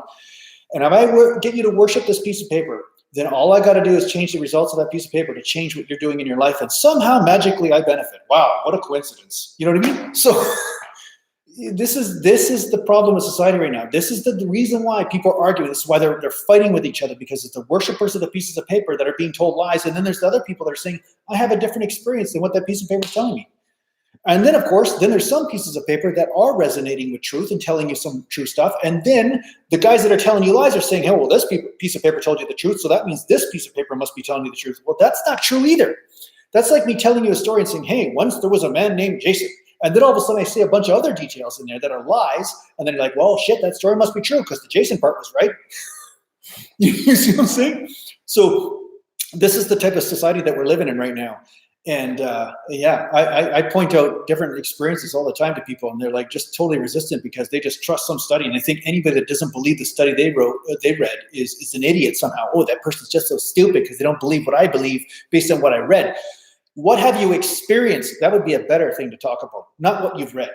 What you've read is like, who gives a shit what you read? Like, what have you experienced? That's really getting to know the person and becoming intimate with them. And if I know the parameters of how they experienced or why they experienced that thing, and you'd be surprised that there's a lot more variables at work than just the simplicity that people like to, once again, oversimplify shit, make it black or white, say this is simple. It's just this or this. Because guess what? That's easier. It's just easier.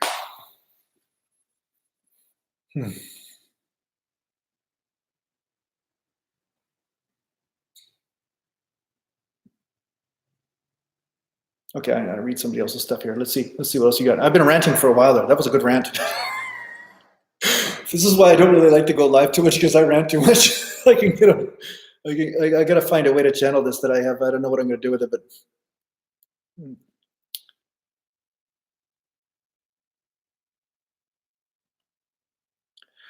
Justin 869, you should really get into photography. Well, I'm into photography. I do photography, but there's not really a lot of money in photography. And if you look in my section down below, there's a Fine Art America page where I do have prints for sale. But not a lot of people are buying prints. It's not one of those things where it's just easy to sell stuff. I find that, yeah, I have a print on demand company that people can buy pictures. I even have a picture of me doing a pose, like a back pose, that I got taken. I got my cameraman actually taken.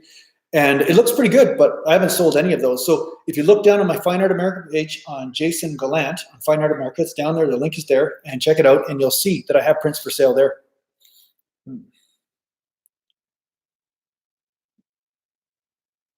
Okay, another thing, I always get you guys asking me to do collaborations with people. Now this is, again, I keep fucking saying this, but I'm gonna have to say it again. I could say, you could say that you want to be an actor, right? You come to me and say, Jason, I want to be an actor. And I'm like, okay, good. You want to be an actor? Good. All right. Okay. What's our first plan? And they're like, well, I don't know, Jason, what should I do? And I'm like, contact Steven Spielberg and get put in his next film. And then what type of expression will you give me in that moment when I tell you that type of advice? What will you say? You'd probably be like, what kind of bullshit advice is that? I can't get in contact with Steven Spielberg. Now, it's the same thing with these big YouTubers. One thing people don't understand is YouTube is a business. Now, Burger King is not going to want to promote McDonald's, and McDonald's is not going to want to promote Taco Bell. And a lot of these people that I've tried to contact, I have tried to contact some of them that have high amounts of following, and they do not even get back to me. Like, I don't even get a response. We're not saying that.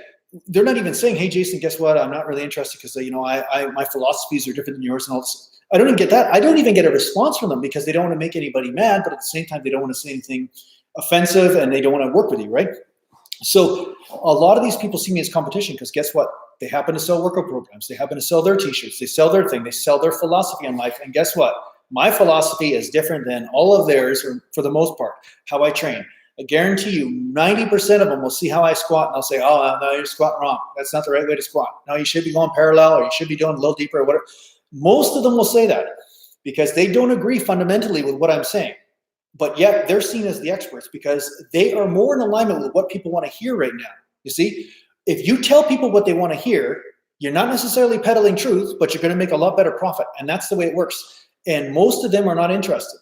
That's the truth about it. And I've tried messaging. So basically you could tell me all day long that I should contact George Lucas to be in the next Star Wars. But it's not going to fucking happen. I mean, the guy's not going to answer my call. So this isn't really constructive advice.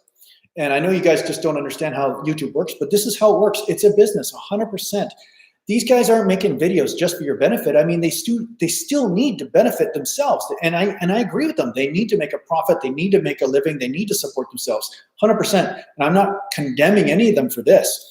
But at the same time, they're not going to bring some guy on their channel that's going to steal half their followers when they have, especially when they have a higher level of audience. Like say they have 1 million subscribers and I have 20,000, they're going to look at me and say, well, what's the upside for me? I'm going to get this guy on my channel. He's going to take 100,000 or 50,000 or 500,000 people. Maybe those people are going to buy his programs instead of mine. Now, what's the upside for me? I get 10,000 subscribers and he gets 500,000. That's not an even deal, right? So this is how it works. This is how it works. It's been working like this in the movie industry forever. It's been working like this with big companies and marketing for a long time. And this is the way it is with this. It's no different, right? So the other thing is I've even offered some YouTubers, I've said, hey, listen, I'll pay to advertise on your channel. They weren't interested in that either. Wouldn't even get back to me. So this is the thing. Now I've had some companies reach out to me and say, hey, Jason, we'll give you money for you to use our testing kit for testosterone or whatever. So your people that are interested in testing themselves at home, will pay you for them. If they buy a kit, then we'll give you the full amount. And then from there, there's no more money coming your way or anything like that. But this is a partnership somehow. And I was like, well, that doesn't sound like a partnership. It just seems like you just want to pay me once just to take people from my channel to use some product that I might not even agree with or even like. Yeah, that doesn't seem like a good deal. I'm too authentic. I need a partnership with people that I like. I genuinely like their product or like what they do. And there has to be a real conversation. It has to be authentic. And like I said, most of these people are doing their own thing. They're not interested in what I represent or what I do. So yeah, I've already tried messing around with lots of different YouTubers and trying to say, hey, how's it going? I have music, I do this, I do that, let's collaborate. You know what? You never even hear from them. You don't hear from them in a lot of cases. They're just interested in doing their own thing. And if you don't have a massive benefit for them immediately, they're not interested. Now, the people who are interested in working with me are people that have 10 subscribers or 500 subscribers. It's like, hey, Jason, come on my channel and basically help promote me, right? So basically what they want is just me to promote them on my channel so they get a massive benefit, but they're really not interested in what I get. So again, same paradigm, just the opposite sort of scenario. So that's it. That's really YouTube. That's social media, right? Yeah.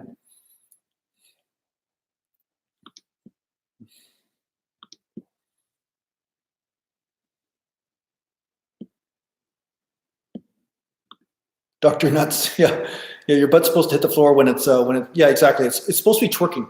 When you squat, if your tailbone doesn't curl under and insert in your own anus, then you have done the squat wrong. That's exactly how it's supposed to work. Yeah, exactly, Dr. Nuts. You have 19,000 subscribers, and somebody says they want to collab with you, and they have 10 subscribers. It's like, well, what kind of a freaking idiot do you think I am? Like, what benefit is there in it for me, right?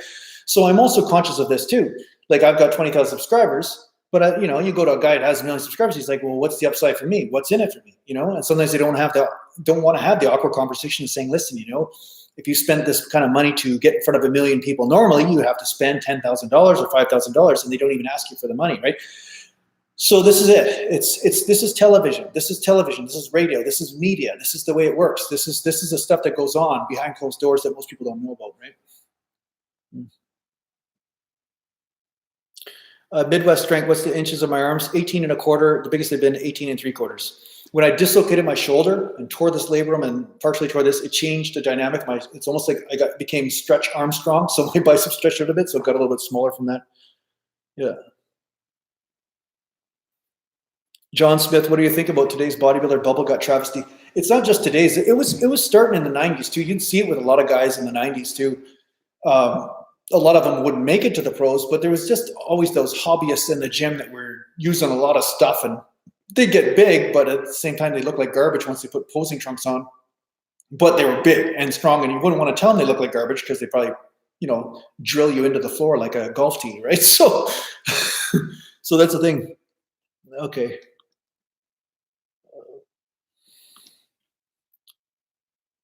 You always get a fucking idiot trying to promote their channel. See, just stupid. If you're trying to promote your channel, my friend, just go kiss my ass. Again, people, opportunist pricks. That's the way it is.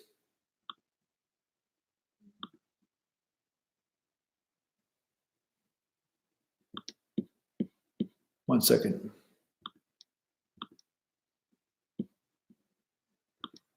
All right. Hey, how's it going there, Digweed? Haven't talked to you for a long time.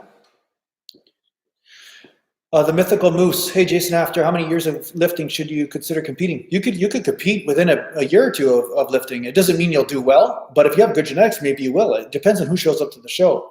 There's nothing wrong with competing as far as you learn so much about your body. You learn so much about diet. You learn about what it takes in order to get in shape and stuff. So it's a very good learning experience. I will never say it isn't. Now, if you say you want to win, then yeah, it depends on the results that you have. Honestly, that's really it. InfoRip, are you tuning in and out? Are you like, I answered that question about competing earlier, and I think you were here for that. So yeah, I'm not considering competing anytime soon. No. Juan Dominguez. So are you against drug use? Yes, I am. I am against it. Yeah, 100%. 100% against drug use. Like all the shit that the bodybuilders are doing, like I'm totally against it, 100%. I mean, I'm not saying some of these people aren't nice people, and some of them are great people in their own way, but I think they're making a mistake, and I don't think it's the right way to go about lifting weights or being in harmony with your body. No.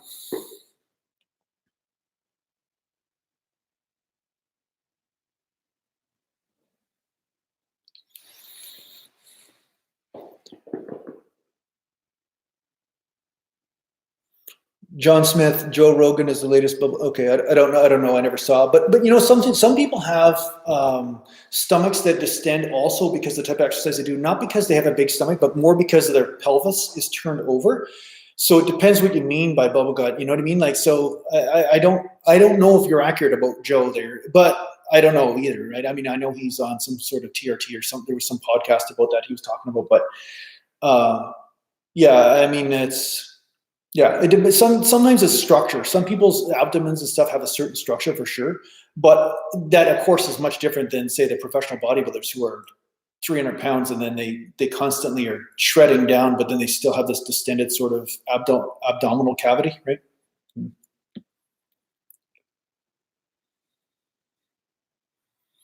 Yeah, if you have a lot of money, you can get anyone to back up your opinion. Yeah, I guess you can pretty much just pay people off. I guess you could. Yeah. Infrared, your stream's been cutting in and out. Oh, okay, thanks. Yeah, I thought so. Yeah, infrared. Yeah, I don't. Hopefully, you can hear me now. But I don't have any plans of competing anytime soon. I know Kyle at the gym's trying to convince me to do that and stuff, but you know, yeah, I don't know. Yes, John Smith, I am lifetime natural. Yes, my entire life. I said that earlier in the stream. Weren't you here, John? Are you cutting out too?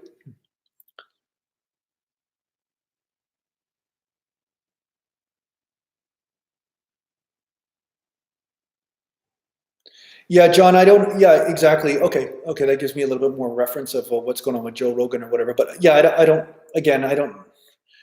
Yeah, I don't know exactly what's accurate here or not. I'm just going to trust what you're saying, and yeah, I would say that is not. I don't agree with him. Let's put it that way. Yeah.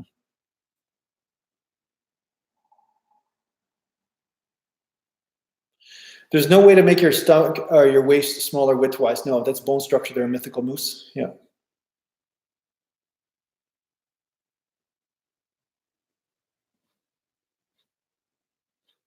Okay, what's going on in the chat here? Black Phoenix. Black Phoenix saying something? What's going on here?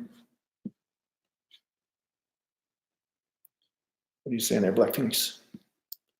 Oh, thin ice, John. Okay.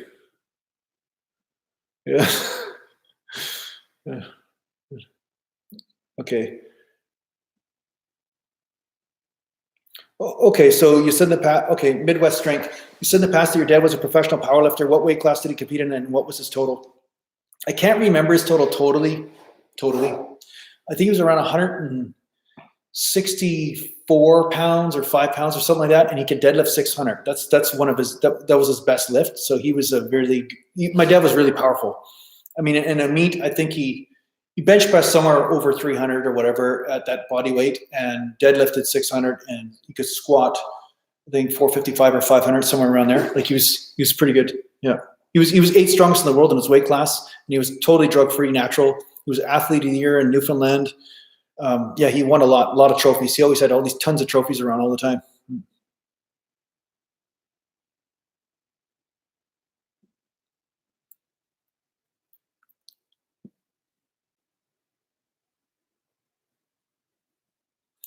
The mythical moose, let's say I have an average waist size and I've been working out for 3 years. When I reach 10 to 15 years lifting, will the waist get bigger? I wouldn't say that. It's just that the drug guys, there's another whole thing where their organs grow, and there's a lot of distension. Some say it's because they use insulin or something. I don't know why, but it changes the shape of their body and what's going on. But yeah, you can squat heavy and deadlift and stuff. And if you're sucking in that core, you're actually working the core quite strongly. And yeah, you might gain some muscles, but they get pretty tight. You don't necessarily grow the waist that much.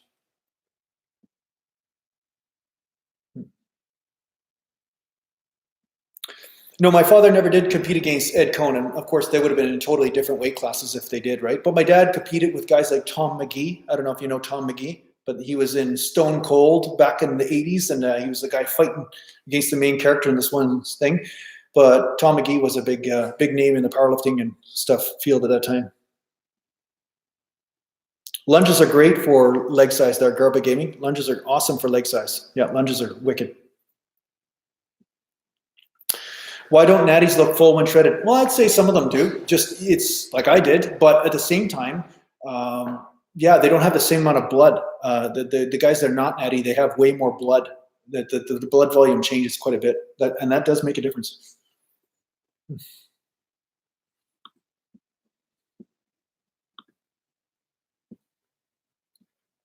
Okay, sorry, there's a bit of a delay in the chat here. Yeah, I wonder why somebody's leaving YouTube. That's funny. Yeah, you definitely know Tumgi. My dad was around when he was training and stuff. He didn't compete against him because, again, different weight classes, but he knew him and trained in the same circles and stuff. Bulgarian split squats. I'm assuming they're the one-legged squat that I always do. Is that what you're talking about? I think that's what the Bulgarian split squat is. I like them. Yeah.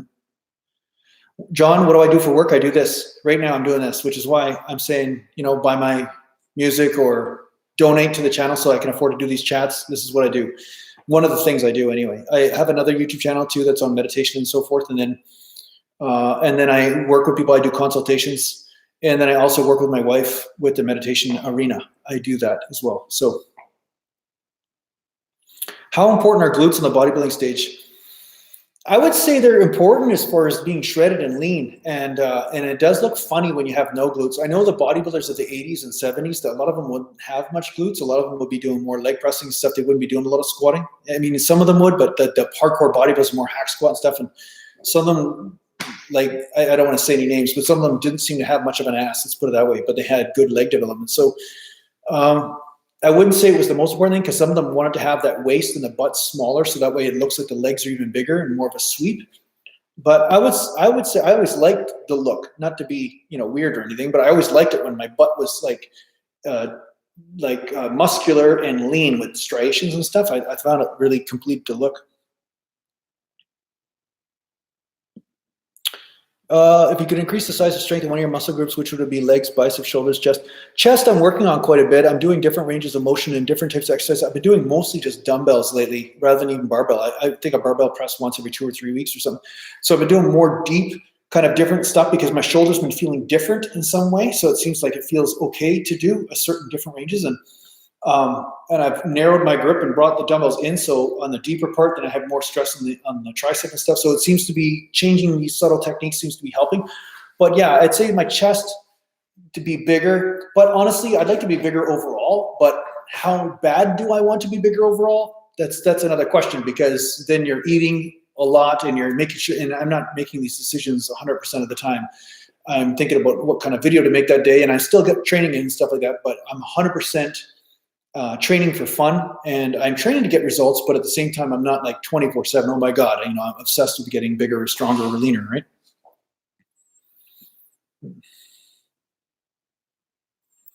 Fabio, Michael, you and your uncle in Portugal follow my advice and it's helping a lot. No, great, Fabio. I'm glad to hear that. I'm glad it's helping you out. Digweed, my new album will be out next week. I'm going to have it out for sure next week. That's it.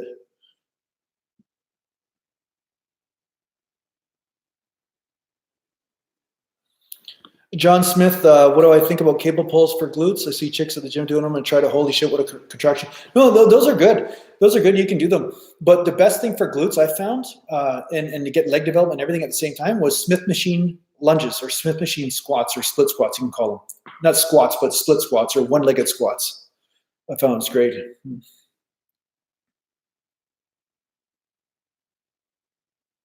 Yeah, infrared, you're talking about my thumbnails.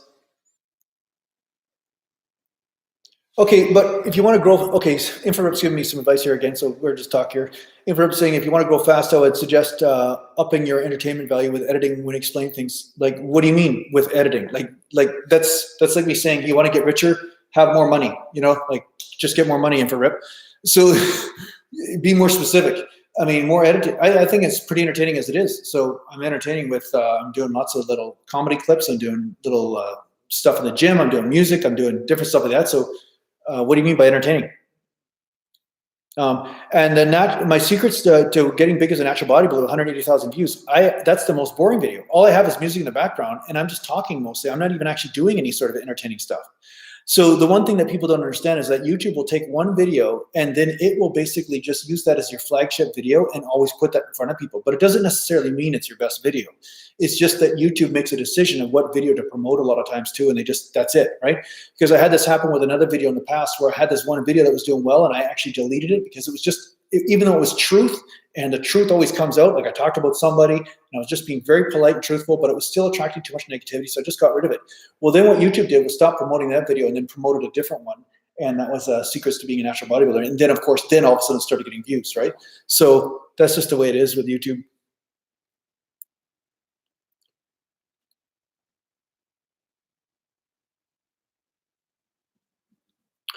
Justin, in some of your older videos from a few years ago, you have a Hollister shirt on, you look way more massive. I was actually fatter than Justin. Like, didn't you even notice? Like, I had like a lot more body fat, like way more body fat on. That's what happens when, you know, the thing is when you're fatter, you're going to look bigger in a shirt. That's just the way it is. I mean, it should be pretty obvious. You should be able to see. You can see that there's not as much lines and stuff, right? Even when I posed in some of the shots, it looked pretty big, but there was no lines. So it's called fat now. It's called fat.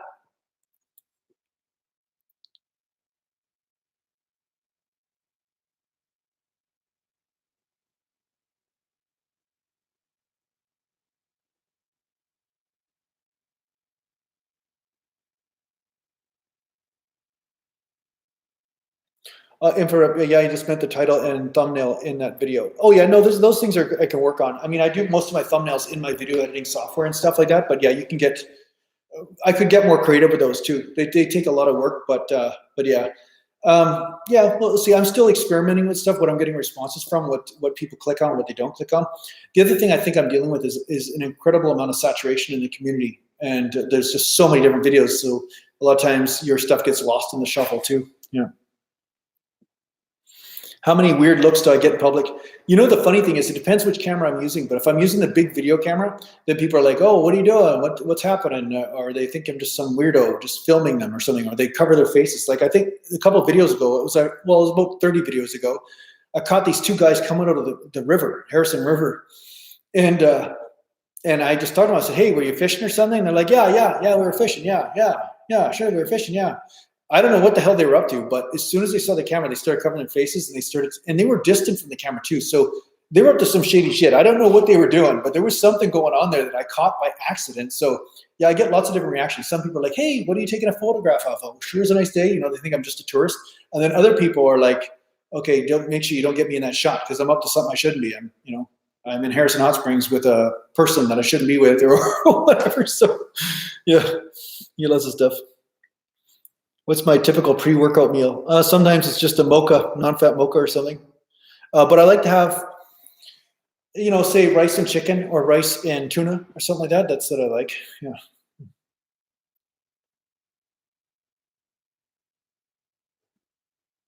Black Phoenix, hey Jason, do you think head, shoulders, knees and toes is a good split for natural bodybuilder? Yes, only though if you include the earlobes and nostril hairs on the fourth day. That's a great way to integrate that as a split, nostril hairs and earlobes. And once you integrate that all, then you are truly a natural bodybuilder. Alexander Stevens, do you get hit on at the gym? No, no, I don't.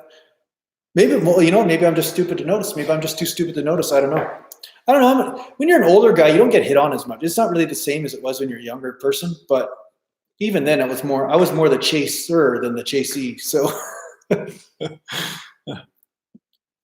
do I make all my meals? Can you eat healthy eating out? I make most of my meals. Sometimes I eat out here. Like I'll have that spicy chicken stuff.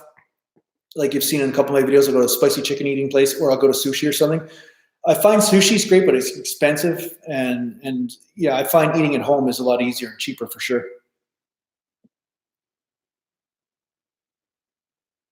Nathan, do you ever, some of you guys, man, sometimes see some really crap stuff. Thoughts on CBD oil? I'm not into that stuff. I know it's not a drug, like, you know what I mean? Like people are saying whatever, but I don't use CBD oil, so I don't really have my own thoughts on it. I know some people say it can be balancing in some ways, or it can be good for certain things. But yeah, I don't feel the call to do that or use it.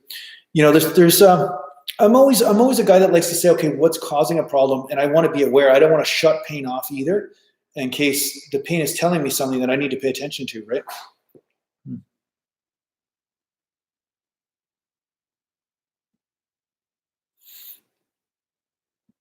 Yeah, infrared, you can't explain, but you see some people in the industry edit while they're explaining things in the videos. Yeah, I do edit. Like I do put clips and stuff of me training while I'm talking about that thing. That's editing. But yeah, some people use graphics and stuff like that. And I don't really have access to those. And I don't want to steal them from the internet because they're other people's copyright, right? So that's why I don't use those things. Yeah.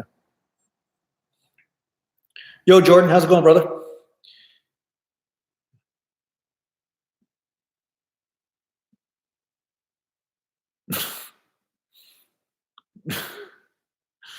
Yes, it's actually very funny. How many sets per muscle for a full body workout? Probably about 3. 3. Depends on how many times a week you're doing the full body workout too. Maybe if you're only doing 3 workouts a week, maybe you do 5 sets. But I find if I'm doing a full body workout, I find 3 sets is about the extent that I can do, right?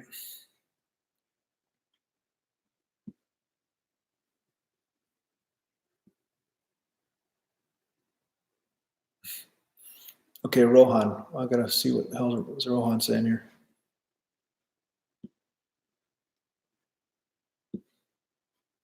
Scrolling up, scrolling up, scrolling up, scrolling up. Not seeing anything here.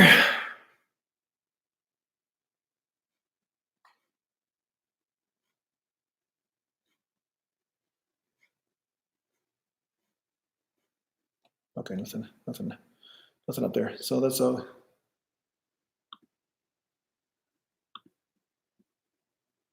Okay, how many carbs on leg day? Okay, I don't count my carbs as far as macros and stuff. So I'll basically say, hey, I had some brown rice and tuna, and then I had some white rice and some chicken. I had 2 meals of carbs with protein. But that's about the extent of how I measured. I don't measure it with any sort of like measuring device of some sort, like weighing it in a scale and stuff. I don't do that, right? I'm kind of old school that way. A lot of people old school, they don't measure their stuff the same way they do now. And then I've had lots of people talk to me about some of the stuff I talked about on this channel where people say, hey, I'm on a deficit, I'm doing this calorie, that calorie, whatever. But I say a calorie is not a calorie. Like a calorie of protein is totally different than a calorie of carbs or a calorie of fat. And you're going to notice a totally different effect. Calories from yams as opposed to calories from white potatoes or rice or what, it's going to have a different effect in your body. So again, this is the information trap where people start to use information, take it too literally, and then trust the meaning that they think it has. And I've had people on this channel constantly tell me that, holy shit, I had the same calories, but I had this percentage of protein as opposed to this of carbs, or I changed this carb for this carb, and a totally different effect in the body happened. So calories is a very small part of the whole picture. Are BCAAs important for muscle gains? Well, seeing as I made most of my muscle gains without any sort of BCAA, I would say maybe they can help, but I didn't need them. Okay, Nathan, you're just, sorry, buddy, but you're just being a little too silly there, guy.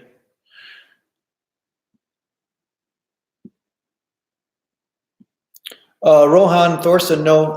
Okay, why do you say I'm on roids when I'm not? Like, why are you saying that shit?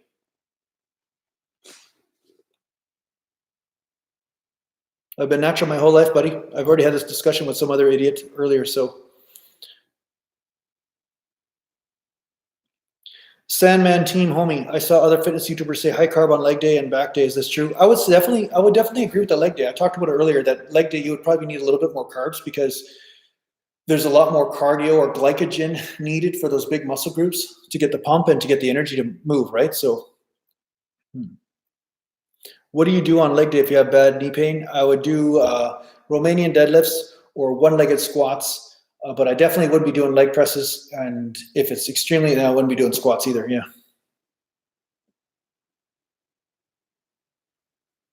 Kung Fu Kickboxer, he's thrown bacon into his diet and he feels fuller. Well, yeah, sometimes that can happen when you go for a period of time where you're not eating enough protein and stuff, and then you're kind of flattened out, then sometimes just having extra calories of energy food will fill you up.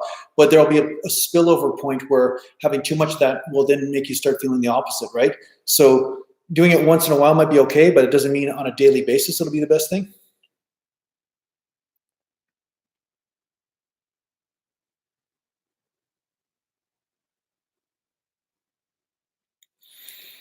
People always talk about intermittent fasting and stuff, but I always found that when I didn't eat for long periods of time than ate, I felt shittier in the gym. Although short term, you feel good because you had the blood flow and everything. The blood's not in your stomach digesting stuff.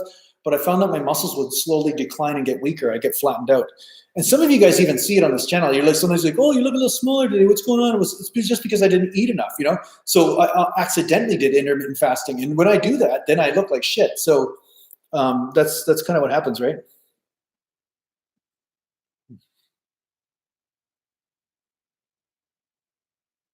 Hammer strength machines for gains or barbell and dumbbells?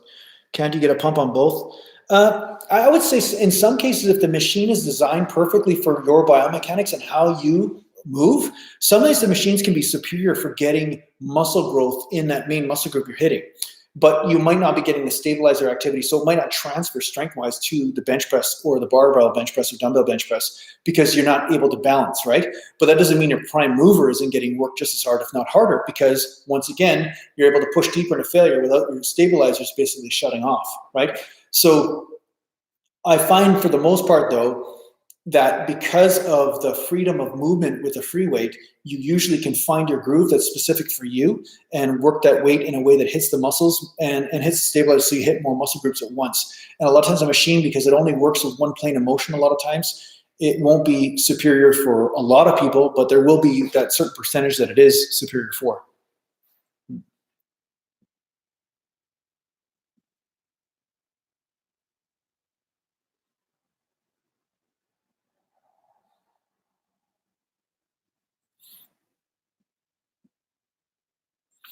Yeah, Jordan, have I ever tried riding motorcycles? No, because I would love it. I know I would, just like I loved hockey. And there's just no protection on a motorcycle. So if you get some idiot swerving you off a road or whatever, and you lose a leg, it's just too risky for me. I just didn't never. I always knew that I would love it. I can understand why people love riding motorcycles, but just because the realities of not having some sort of protection around you when you're riding in traffic, and there's always that one or two fender benders a person gets into in life, and it's nice to be able to recover from them rather than having 6 months in traction or whatever, or something even more extreme happening because of the accident, right? So yeah, one thing I've learned is that you can trust in yourself, but you can't trust in the intelligence of other people, and because sometimes it's there, sometimes it's not, and now in this day and age where people are smoking when they're, or like pot when they're driving, or they're drunk, or there's just so many people that are just totally immune to understanding cause and effect. And you almost have to take that stupidity into account when you make decisions with your own life, and just know that, okay, these people are not playing with a full deck. They've basically gotten high and then start to drive their car, and they're not really paying attention, and then you die because of it. So yeah, these are reasons why I wouldn't learn to use a motorcycle or get on one really, and get one of my own. Yeah.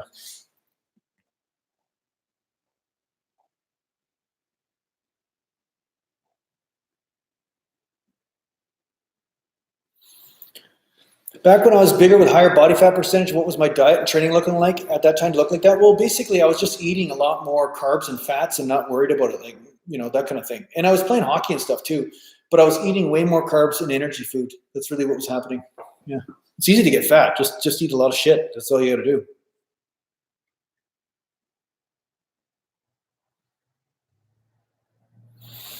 What I do, Brian, for working out is I do a few sets of warm-ups and get the blood flowing. Sometimes do a little higher reps and get that burn, that beginning of the burn, to get that blood flowing in the muscle. And then I'll do some light stretches before I train heavy. Garba Gaming, do you think little hairy legs look more massive? Actually, you know what? Your legs look more massive when they're shaved, because then it shows the lines and stuff. Yeah. On channel, I don't answer questions about other people.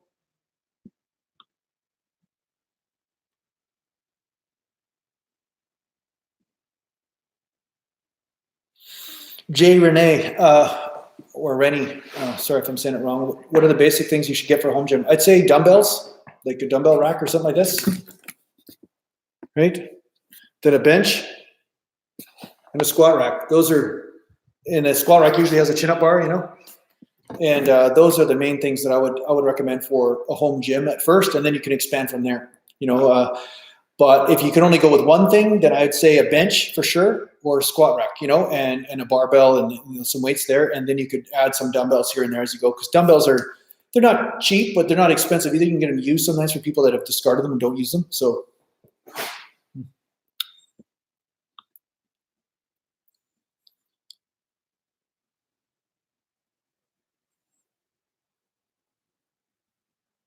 What do I think about Metal Man? Well, Metal Man's a funny guy. That's what I think. I haven't ever seen Metal Man though, but I've seen him comment on this channel quite a bit. He says some pretty funny shit.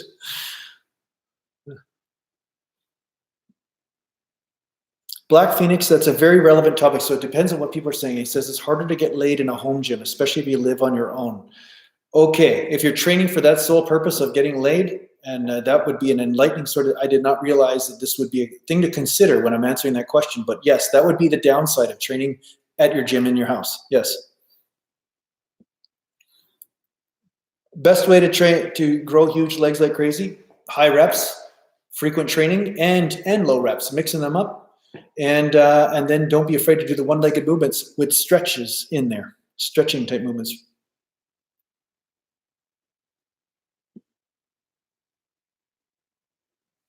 How often do I train at home compared to the gym? Lately, I've been training at home about 95% of the time because I just don't feel like driving to the gym, honestly. Yeah.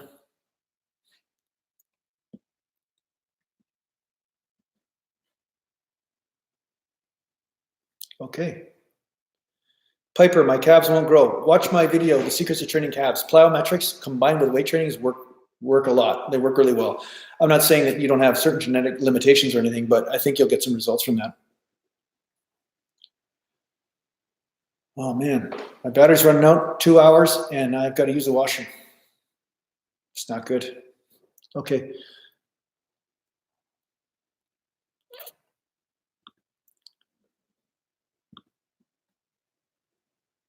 Yeah, okay. I'm just deleting people if you're mentioning other channels and stuff. But one thing I will say, there's one that you just said, InfoRip. You said somebody just blew up this year. The reason why he blew up is he got a shout out from a younger guy that had a massive following. That's what happened. So when people blow up, a lot of times they get massive followings or people with massive followings that shout them out. That makes a huge difference. Like if I had one person that had like 1 million subscribers and say, hey, check out Natural Gallant Bodybuilding, then boom, instantaneously you got a following, right? So that happens for sure. So yeah, you just got to help the right people sometimes, and sometimes it takes a while before you come into contact with those people, right?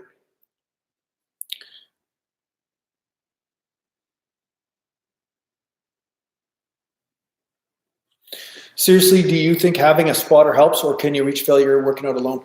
You can reach failure working out alone. Having a spotter does help, though, if you want to go deeper into failure, and such as you want to get negative failure, but then you can't do the positive rep, and you want to do a couple negatives. I wouldn't recommend doing that all the time, but yeah, it does help.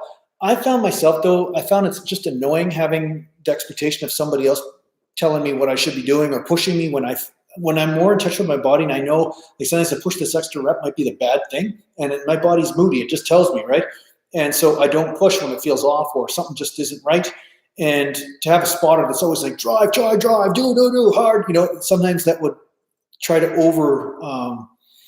override my own idea of what I should be doing based on what the sensations I'm getting from my body. So yeah, I never really liked training with a training partner that much.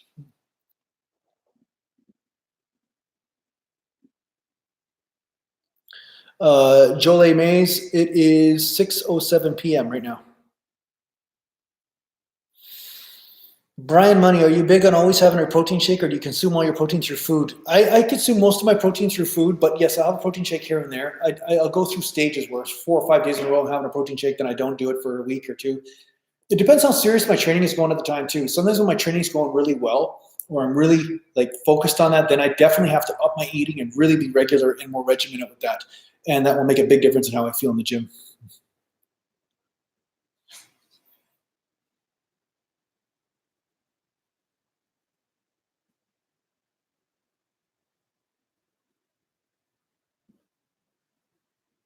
When I went to failure by myself, I ended up on YouTube gym fails. That's funny. Oh, God. Do you have any odd stories of UFOs or weird things in the bush in Vancouver? No, I don't. Well, you know what? Let me just come right back. I gotta get a cord first of all, and I'll be 3 minutes. Okay, I'll tell you a story of a couple people here in Harrison Hot Springs that talked about Sasquatch stuff. I did do a Sasquatch videos, like a 3-part series where I went up to the Sasquatch place where there was a sighting. But I will tell you a couple stories. This is interesting. You guys might want to tune into this. This is actually kind of interesting. So I'll be right back.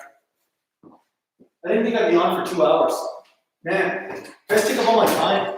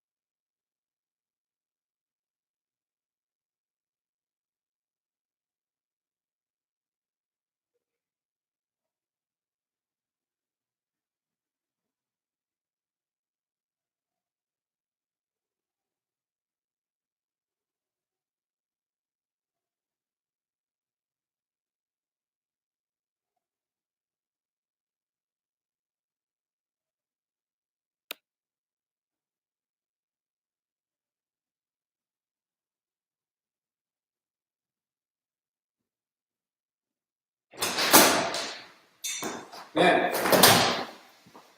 Okay, I'm back. Sorry to keep you waiting, guys.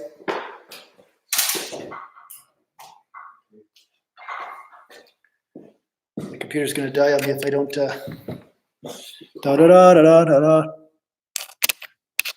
There we go. Okay, now you guys are powered in. All right, are you ready? Okay, she's back. Okay, I already washed my hands. Right, I washed my hands. That was probably. I'm not going to talk about it, but wow, I must have had a lot of water in me. That's all I can say. So, where's my bike? I don't have a bike. There's no bike in here. So, no, that wasn't a dump.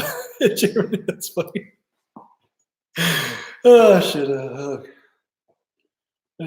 Infrarip, man. You just been ripping. Now I know why your name's Infrarip. You just been ripping my editing. You've been ripping my editing apart. You've been ripping my. It's like I don't even know why you showed up to the live chat because it seems like you hate my shit. But thanks for the constructive criticism. Okay, so all right. 3 hours later, you guys would have stayed for 3 hours. Okay, take you with me to the bathroom. That's an interesting prospect. Yeah. Okay, so I'm gonna talk about the interesting, mysterious Sasquatch stuff. I was talking to. There's a few people I've talked to, but one guy told me this story about. It was about 10 or 15 years ago. And those of you who know Harrison Hot Springs, where I live, it's like one of the foremost sort of spots in the world where there's the highest amount of Sasquatch or Bigfoot sightings, right? There's been the most ever. Now, I've never seen anything like that or whatever, but I believe it's definitely possible because I've tried to move around in the woods myself outside the trails, and it's only a matter of feet before you fall into some sort of ditch or there's some sort of deadfall. You're stuck between two trees, and I'm thinking, how in the hell can a human being even move through this place? Because the forest is so dense, it's so rocky and steep that it's extremely easy to twist an ankle or break something. So if you're not totally adapted to the environment, it's really tough for you to follow something in the woods if it's not like a flatland or something, right? So I did a playlist on here, Bigfoot hunting playlist that you can watch, where I went out with one person who basically had a direct encounter. But there was another person I was talking to a while ago, and they said they went camping about 10 years ago up on the other side of the lake, which is basically, it's far down the logging road where I go, but just imagine following that logging road for another 2 hours. And there's these abandoned sort of cabins and things on that side of the lake where you can sit. And basically he said this lady that they were with, there was this outhouse area by this cabin, and she went to use the washroom in the outhouse, and she just looked and she saw, and it looked like a gorilla head, like a face in the window of the outhouse. And she screamed and she ran for it, right? And basically, this guy basically said the husband that was there and people that were there were like, what the hell happened? She explained that she had saw this weird face sitting in the window, and it was like during daylight, right? There was no way that was a mistake. And there's no freaking orangutans up in the forest there. So it looked like this giant gorilla mask. So he said they thought that was weird. They're like, oh, whatever. But they didn't think too much of it because they thought, oh, maybe she was seeing something or whatever. Well, he said not a long time after that, he was camping in that area with a friend. And in the middle of the night, they heard this thing crashing through the forest, and then it ran right through their campsite. And he said the weirdest thing that he had this experience when this woman saw this gorilla mask in the window of that outhouse. He said when she came running out of there, and even before, there was this massive smell of human crap in the air, like this weird smell. Like he said, it's not like the smell of game poop or deer or moose or bear. It smelled like human poop, right? And so he was like, that's kind of strange. They noticed that was a weird thing. So he said months later, when this thing came running through his camp, there was something that ran through in the middle of the night, trampled all the stuff in the camp, and just kept on running.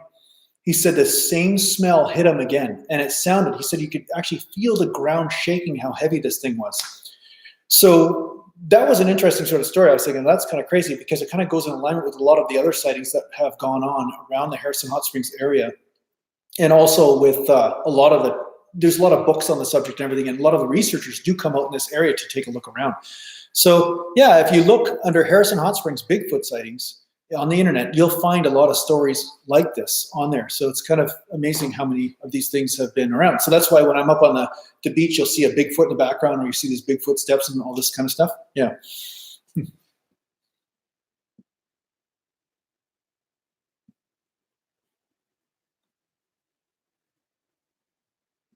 No, infra rep, I'm busting your chops too. No, thanks, man. I appreciate any help you're giving me, so I'm not taking offense to any of it. Don't worry. It's okay.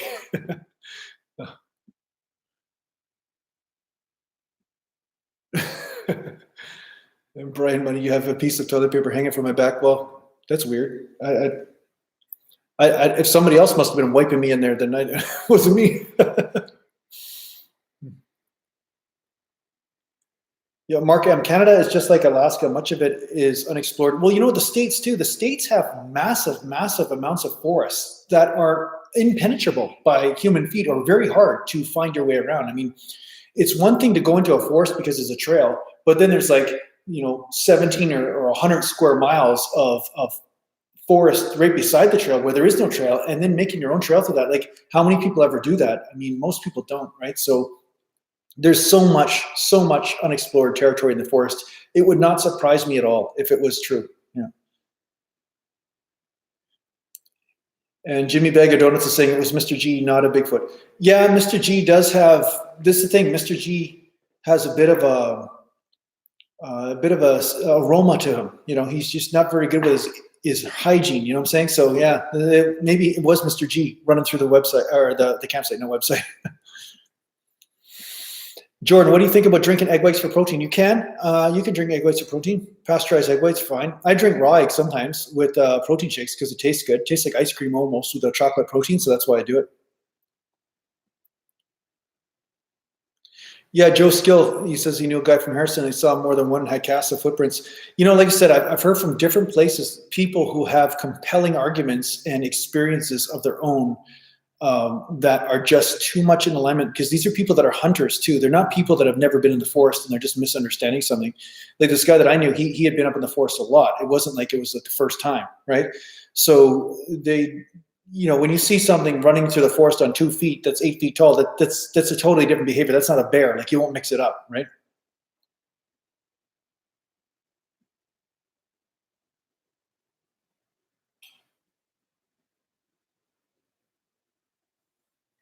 Ian Fraser saying to drink the whole egg. I would say, Ian Fraser, you're right. The whole egg does have some more nutrition to it, but at the same time, some people want to avoid the extra fat, right? So depending on what type of diet you're on will depend on whether you drink the egg yolk or not.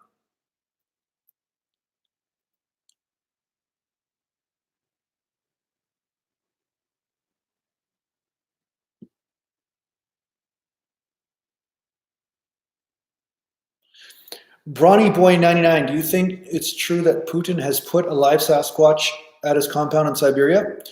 I will say this, Brawny Boy, there is a book at the Hemlock Mountain Coffee Shop that I was looking at that's talking about a certain Russian, there's this guy researching the Yeti and then the Russian Sasquatch type idea and stuff, and he went over there, and there was some interesting stories in that book that did point that there was some regular sort of stuff that has happened in daily life that has been kind of pushed under the carpet with some of these villages and stuff, with integration of certain different deformity or deformed people. And some of these people were 8 feet tall and hairy and whatever. So interesting book to read. I don't have the name of it right now, but I'll show it one of these days in a video. I'll just take a look and just say, hey guys, check this book out, right?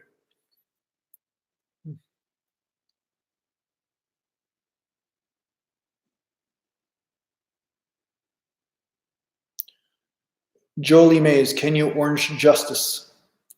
I don't know what that means. Is that a typo? Have I trained using the Soviet lifting method? I don't know what that means. I've just trained. So what about the recreation of the mammoth through cloning? That may happen. Maybe not. I don't know. Timmy Thistle, yeah, I drink coffee. Right now I'm drinking coffee substitute. This stuff is a chicory root stuff, but I'll drink coffee too. Yeah. Okay, put it up twice. Okay. The message got there twice. Thanks, Timmy Thistle. Hello, what's your name? Hello, what's your name? Yeah, the world does have a lot of mysterious shit going on. That's one thing. That's why I always say trust your experience, because there's a lot of unanswered questions. Like, there's a million unanswered questions that science can't answer yet. So how do you deal with that? And the only way is to use your awareness and try to basically figure it out that way as well. It's not, like, what if there's something that happens in your life, there is no book or there's no piece of information out there on it, and you need to basically unravel it yourself. That's really where, when you're a master of your own experience, that's really the benefit of that.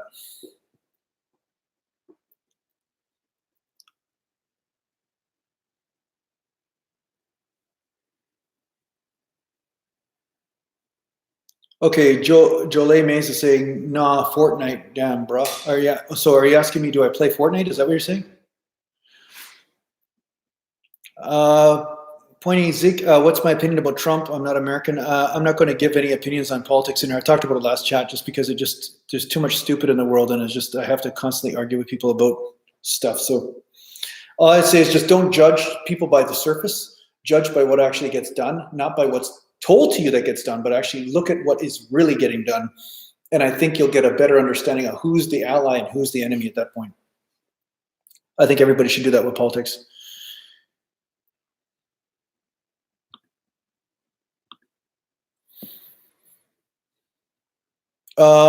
Did martial arts training seem to interfere with your progress towards muscular size? If so, how did you balance out the endeavors? George, in the end, you can't balance out the endeavors. At some point, you have to choose one or the other to really focus on, because yes, martial arts with a lot of cardio, a lot of sparring and everything killed muscular gains. When I was 19 years old and I was training a lot in the gym, and I was going to martial arts all the time, karate instructor, everything, I was doing a lot of sparring, a lot of kicking.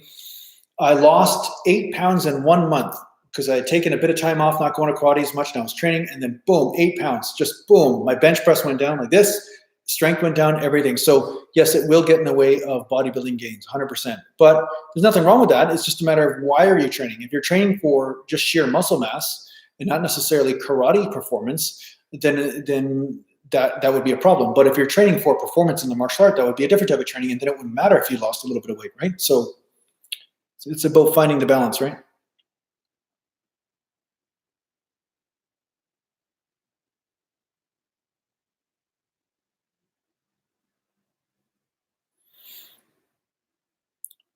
I usually eat very clean when I'm on a tight schedule, but now on vacation, I tend to start eating unhealthy foods such as sweets. Any tips on how to keep a strict diet while on vacation? It's this, just use your hand, okay, your hands, you put it on the table, and then you just push, just bench press. It's like, they're called table pushes. Just instantaneous lean body fat gains. Table push. There you go.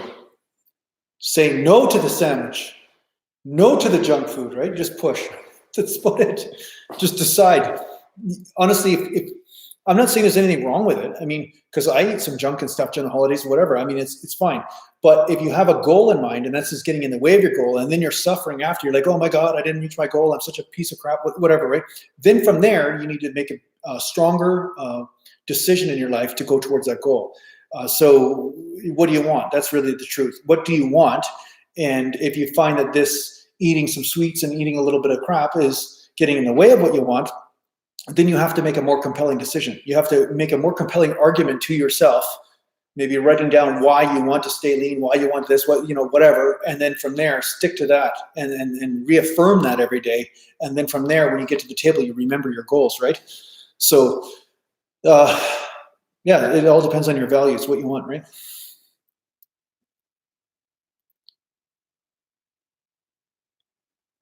How many meals a day do you eat? When I'm really seriously training and seriously really paying attention to what I'm doing, it's about 5 meals. But right now it's about 3 or 4. If you go to sleep hungry, does that mean you're in a calorie deficit? Interesting, maybe a little bit, but I don't know. I've never really thought about that, because I've never really, if I'm hungry, then that means I'm somehow losing body fat somehow, or losing something. Maybe losing a pump, yeah, something. Jay Renee, I just talked about raw eggs. I do drink them from time to time. I do drink raw eggs and protein shakes because it tastes good, yeah.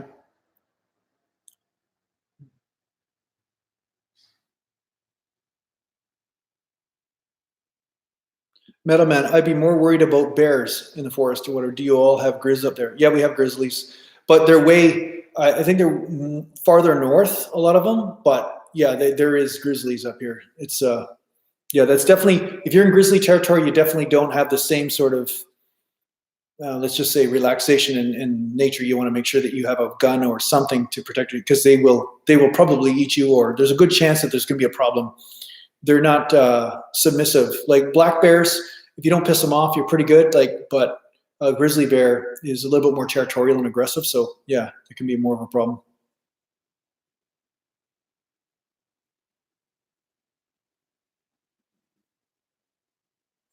Info, would you do water manipulating when you used to compete? Yeah, I did water manipulating based on what I would do is I would drink a ton of water for about 4 or 5 days, 6 days before, like 2 gallons a day.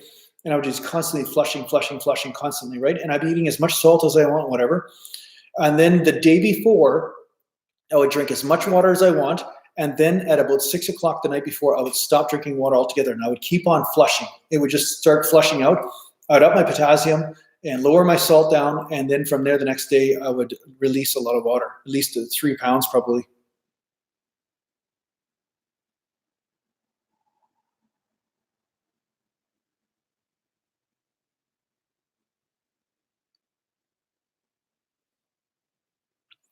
Pointy Zik, do you count steps? No, I never count steps. I don't do cardio anyway, but I don't count steps, no.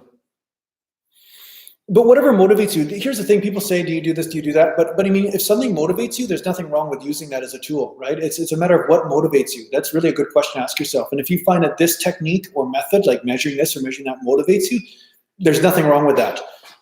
That's basically almost a tool that you need for the job. It's kind of like the barbells and the weights and stuff. These are all tools that you use for the job. Well, sometimes these methods that motivate you get you to these tools, right? So one tool gets you to the other tools, which allows you to make gains. Is lemon juice good for shredding fat? I heard it was. Funny thing you say that, because lemon juice is supposedly the citrate in there or something like that, my brother knows more about this stuff, is good for something to do with the Krebs cycle, which means burning fat for energy. Now, I know that a couple of contests that I showed up really shredded to, I was drinking lemon juice, a tiny bit of lemon juice and lots of water all the time, and drinking it like a lemonade constantly. And I just have a little bit of sweetener in there, whatever, stevia or something. And I got really lean. So I'm not sure, but the lemon juice might have had a little bit to do with it. I'm not sure, but it could have.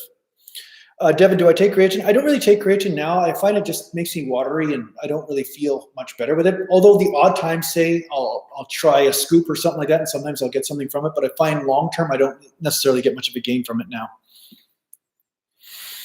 Do I think that chest flies are an effective exercise? I think chest flies can be an okay exercise for some people. Some people will feel them better than others. Me, I find because of the bicep issue I have and the labral tear, I find it doesn't necessarily feel great for me to do chest flies, but other people might find great results from it. They're dangerous though. If you try to do 5 rep sets with chest flies or go down too low, then you can cause a lot of problems too, so I wouldn't recommend that.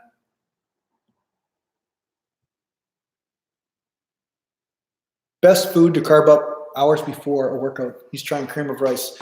I would say grits are probably pretty good too. I haven't had a lot of experience with them, but they're like almost like corn husk. They're supposed to be really good, actually. That's why I think Ronnie Coleman used to use grits a lot. Have you had any surgeries for my injuries? No, I didn't ever do bicep surgery or shoulder surgery or anything, no. Jolie Mays, what about lemon water? That's what I'm talking about, lemon water. You put a little squeeze of lemon in some water, that's called lemon water, yeah. Hi, Jason, really love both your channels and saw that you were live. Just wanted to drop in and say hi. Thank you so much for your insight into healthier mind, spirit, body. Thanks. Yeah, thank you, Daniel. Thanks for tuning in. You'll see a different part of my personality on this channel. This is more the goofy side and more kind of harsh side. And then my other channel, I try to be nicer, so because people are dealing with a different process in their life. So yeah, don't be too surprised or shocked if I swear or something like that in here. It's kind of different, right? Dorian Yates, train 3 times a week, push-pull. Should a natural bodybuilder train like him? No, I would say definitely a natural bodybuilder should not train the exact same as Dorian Yates because he was not a natural bodybuilder. So yeah, definitely not. How much protein do you need, and do you have to be in a surplus to gain new muscle? I wouldn't say as much a surplus, because again, surplus, what you're talking about with surplus means calories, right? And I just talked about this. Calories are not calories. You need a surplus of nutrients, and that might mean a high protein, medium carb diet or low carb diet for some people. Some people don't need a lot of carbs, right? Especially for weight training. It's not really a carb heavy activity. So sometimes it's just a matter of having enough protein and then you'll grow. You don't need to have a lot of fats and carbs like people think. What inspires my music? My YouTube videos, basically, because I get bored of making workout footage without inspiring beats for me to listen to as I'm doing it. So I'm trying to motivate myself to make the videos, so the music helps me do that.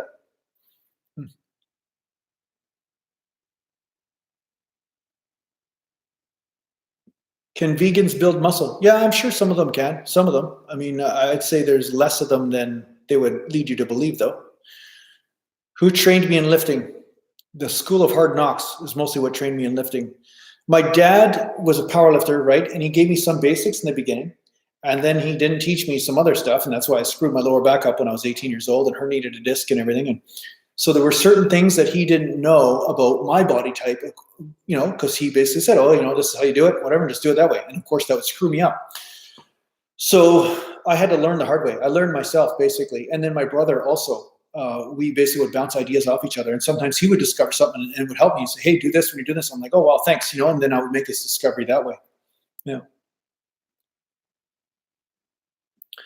All advanced bodybuilders, lifters seem to tear a bicep. Is this inevitable? No, it's not.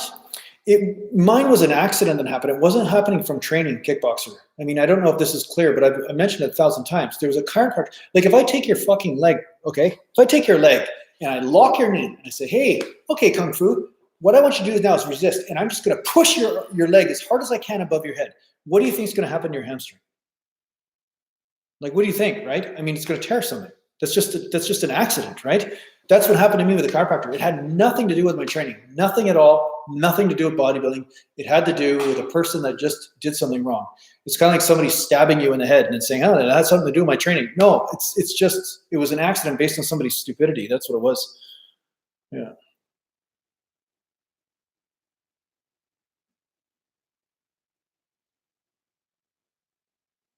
What is my favorite VST audio unit to use for making music? VST. Okay, I don't know. I know VST. I've heard that before, but I don't know exactly what you mean by that. I have a plugin like a Scarlett or whatever to plug my microphone in, but that's about it. Otherwise, I just use my keyboard. Kung Fu Kickboxer, did I sue him? No. This is another lesson I learned in my life. I had a real idiot for a girlfriend at the time, and she was a massage therapist. Well, he was referring people to her, and she was referring people to him, and she begged me not to sue him because it would screw her business up, so I couldn't sue him. So she was an ex-girlfriend at the time, but I was young, and I should have sued him because it affected my training for a long time after that, and still to this day affects my training. So yeah, I should have sued him. I should have sued him for a number of reasons. I should have sued him because of this. I don't believe in suing people, unless they're really negligent, of course, because everybody makes mistakes. I get that, right? So I believe in forgiving and forgetting, whatever. But the problem is that he tried to convince me that I did not partially tear my bicep at the time and said, oh, it's just some fascia. Meanwhile, it was a tear. And I had bruising and everything the next day or 2 days later. And there were signs that it was obviously a tear. And he did not push me to go see a doctor or say, hey, listen, maybe you should get this checked out at the emergency and get it reattached right away or something. Like, he basically stalled that process and made sure that I didn't get checked out, and then said, hey, just go to this massage or this chiropractor and maybe he'll do some ultrasound in there. You'll be all right. So he basically stalled my healing process and screwed it up so that I couldn't even actually go for medical help because he made me think that it wasn't a problem, right?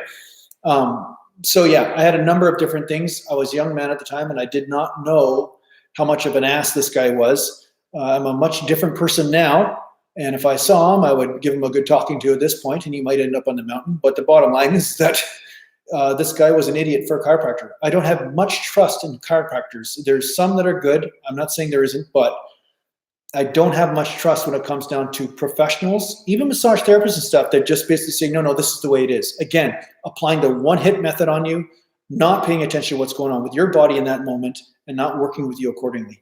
So this is why I teach trust in your own experience. Fuck anybody that tells you not to.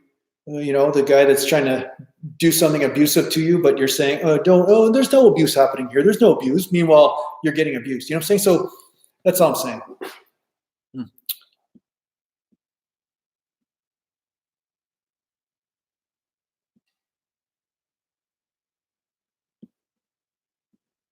Oh, okay. Smith Iron 704. Sorry, you meant software. I use the Logic Pro X. That's what I use for my music production.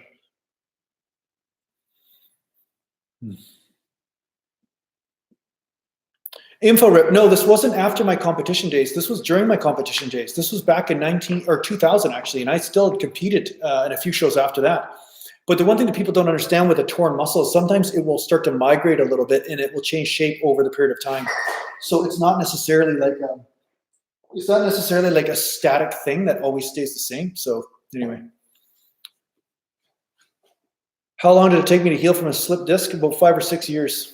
It was a long, long healing process. Yeah, Devin, I'm not saying all chiropractors are bad because some of them are okay. Let me just get some here. I got too riled up. I spilled my coffee.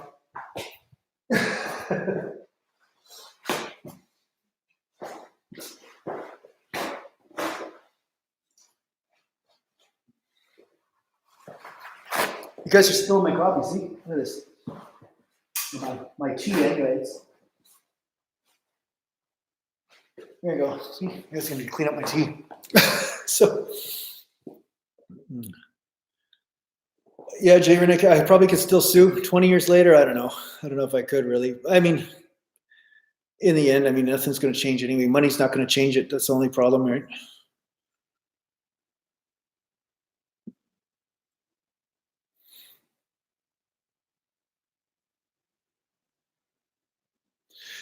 Okay, Devin, I had a back injury and I go to a chiropractor for it, but I still can't squat or deadlift without pain. Well, here's the thing that I would definitely disagree with chiropractors, and I've seen this happen a lot, okay? And I'm not saying this is just every chiropractor, but I will say it's the business model of chiropractors, where they basically have this rack and crack system where they bring you in twice a week or whatever, and you're on there forever. It's like, oh, come in for your weekly adjustment. It's the best thing ever for you, all this kind of stuff. And I've seen some chiropractors or massage therapists sometimes not get results and then not refer the business to somebody else who might to work in conjunction with them. Like I've seen this with my brother. I've seen massage therapists, like my ex-girlfriend was even guilty of this, where a lot of people get referred to her, but not once has she ever referred anybody to him. If she's not getting results or something, there's no referral going on. So the bottom line is that there are some people that are so interested in keeping you in their business paradigm or business model, but they're not necessarily trying to help you truly heal from the source of the problem. So chiropractors are great if they're used in the right timing and for the right reason. But say you have a ligament issue and that's why your muscle keeps on going out of place, or you have a muscle issue or something like that. Like say a massage therapist, if they worked on the muscle, maybe then your back would stop going out of place. So chiropractors should use a massage therapist in those cases where they keep on racking and cracking you, but it's not necessarily holding. Well, then maybe there's an underlying muscular issue that also needs to be addressed. So it doesn't mean the chiropractor is useless, but it means that they're not necessarily getting all of the source of the problem. So this is the thing that I think that a practitioner should have first and foremost. Do they want you to get better, or do they want a customer? And that is the difference between some chiropractors, naturopaths, or massage therapists than others. And this is the thing. So if you're dealing with somebody that just no matter what, they say, oh yeah, my method works, but meanwhile it's not working, well, you might have a person that's trying to own you and have you as a customer, but not necessarily looking out for your own well-being long-term. So that's my 2 cents on that.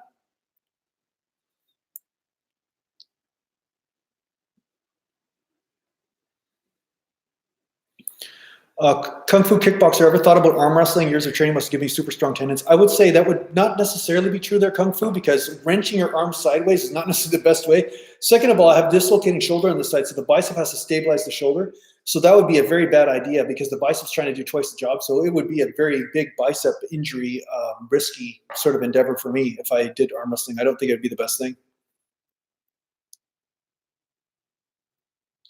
Do I think going to complete failure provides good results? Yes, it can. I'm not saying you have to do it all the time, but I do think that once in a while doing that can, yes.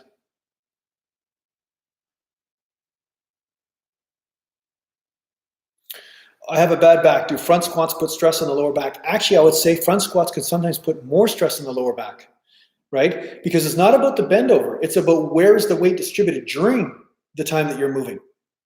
And front squats, the weight's here, so it basically wants to make you round the back, you see? So then you have to fight that by arching. And then at the same time, there might be still a subtle bend over that happens during the squat. Some of the worst injuries that I've got from squatting were during front squats. I was trying front squats and I tweaked my back far worse than doing back squats. So I'm not saying that's bad for you for sure. I'm just saying it's not a get out of jail free card when it comes down to lower back stress or strain. You have to make sure you keep that lower back fired the whole time, keep your chest up, and then lower the weight. And even if you stay straight up and down, make sure you keep that proper lower back form, and that will help avoid a lower back problem. But it is definitely not, easy on a person with a lower back issue. Yeah.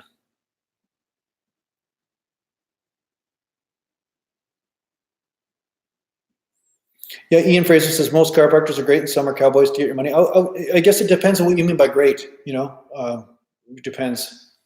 And it depends people where you live too. I mean, it's going to be different sometimes.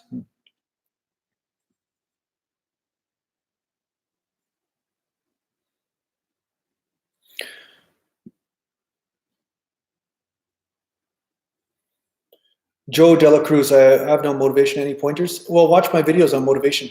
It's called the Deep Thoughts playlist. I think you'll get a lot out of those videos. Listen to those videos, and I think you'll get a lot out of them, and they'll do more for you than what I can say here. But yeah, starting small, like somebody's saying in the comments, just doing little workouts. Do workouts so that way you can work out, meaning do workouts that motivate you to work out. So if you hate training legs, you hate training this, hate training that, then just get in the gym, do something you like. Just do something really light, something easy. Do something that doesn't even seem like a workout. It's so easy. You're just lifting the weight a couple times and getting out of the garage. At some point, as you do this, you'll start to manifest the muscle of motivation. And then from there, then you can get more intense. Is it true that more reps is better than heavy reps? You must be new here there, Joe. So yeah, make sure you look at my playlist on reps and sets and all this. But there's not one that's better than the other. They're both valid.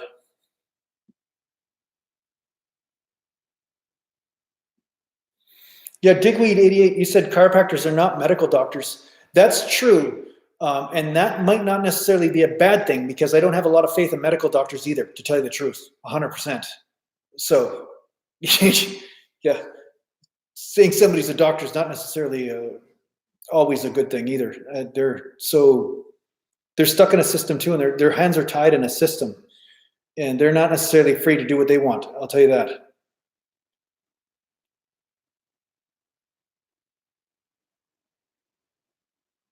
After all these years of training, do you still experience no mind-muscle connection with certain exercises? I will say no, I have a lot of mind-muscle connection, but some exercises just aren't good for connecting to certain muscles. That's it. But mind-muscle connection isn't a problem. Is training higher reps better for beginners? I would say at first, just getting the reps and the form down for sure. Higher reps are more forgiving. If you're using heavy weight right away, what's going to happen is you're going to basically tweak something if you're doing something wrong, right? So I'd say higher reps are safer for sure. Garba Gaming, best way to get wide as hell? Train back properly. That's the best way to do it. How many unsubscribers have you dealt with? Clay is asking a question I just don't understand. What do you mean, unsubscribers and dealt with? What does that mean? I have no clue.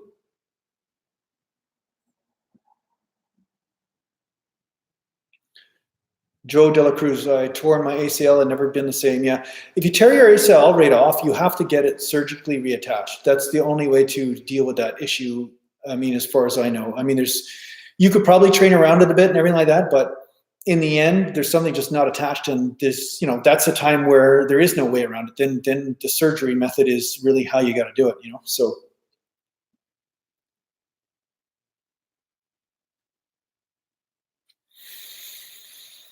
Okay. All right. Okay. Well, I guess I got to go get something to eat. I've been on here for over 2 hours, man. 2.5 hours I've been on here, and you guys have been sticking with me like glue. I've even spilled stuff in my garage. It's like a freaking battlefield in here. Look at this. Look what I did to myself. Look what happened. Look at that. Look at that. Look what you guys did. Look what you did. You spilled in my garage. So, yeah, this was the Friday live chat. So I'm glad you tuned in. There was a couple people I was expecting to tune in that didn't tune in. And yeah, that's too bad. But hey, it was nice for you guys to come on here. And yeah, so yeah, what are you laughing at there, Profess? You're the one that spilled everywhere. Timmy Thistle, thanks for coming there, Tim and Devin. Yeah, thanks for coming there, Devin. Good luck with you guys this weekend. If you want to check in, just check in every Friday. I do this. And yeah, we'll talk. Tell me about your training. Tell me what's happening. Maybe if there's some speed bumps along the road, then I can help you out. And at the same time, I'm putting videos up all week. So make sure you send me messages. about what videos you want to see, and make sure you share my stuff. Otherwise, you'll end up on the mountain. And I don't want to have to put you on the mountain. It's a lot of work. I mean, just stuffing bodies in the back of my truck. I mean, I know a guy that used to stuff bodies in the back of his truck, and he said it was a lot of work. I wouldn't know anything about it, but I'm just saying it's a lot of work, and I don't want to have to do that. I'm a convenience guy. I like convenience, and I don't want to hurt myself lifting improperly. You know what I'm saying? So there's nothing worse than dead weight. Dead weight, people struggling, moving all over the place, you know, really bad risk for injury. So I don't want to have to do that. So make sure you share my stuff. Make sure you watch all the videos. And if you don't like something in my video, or you're clicking off, or you're scrolling forward, let me know in the comments when you do this or why you're doing it. And that way I can fix it or change it in my video. So that way you guys will finally like my videos. So thanks. Oh man, do the robot. Oh, you want to do the robot? Okay, I'm going to do the robot. All right, do the robot. There, you're going to do the robot. There we go. Good. All right, guys. Well, thanks a lot for tuning in. I'll see if yeah, I'm gonna be doing some stuff this week. Some lots of videos. I'm gonna be trying to put up a video every day, and I'll see you next Friday too as well. And yeah, keep in touch, guys. Keep in touch, man. And I really appreciate when you guys are commenting on the videos and giving me some feedback or some good jokes. It's good. I read all the comments, so every comment gets read. All right, take care, guys. Mountain.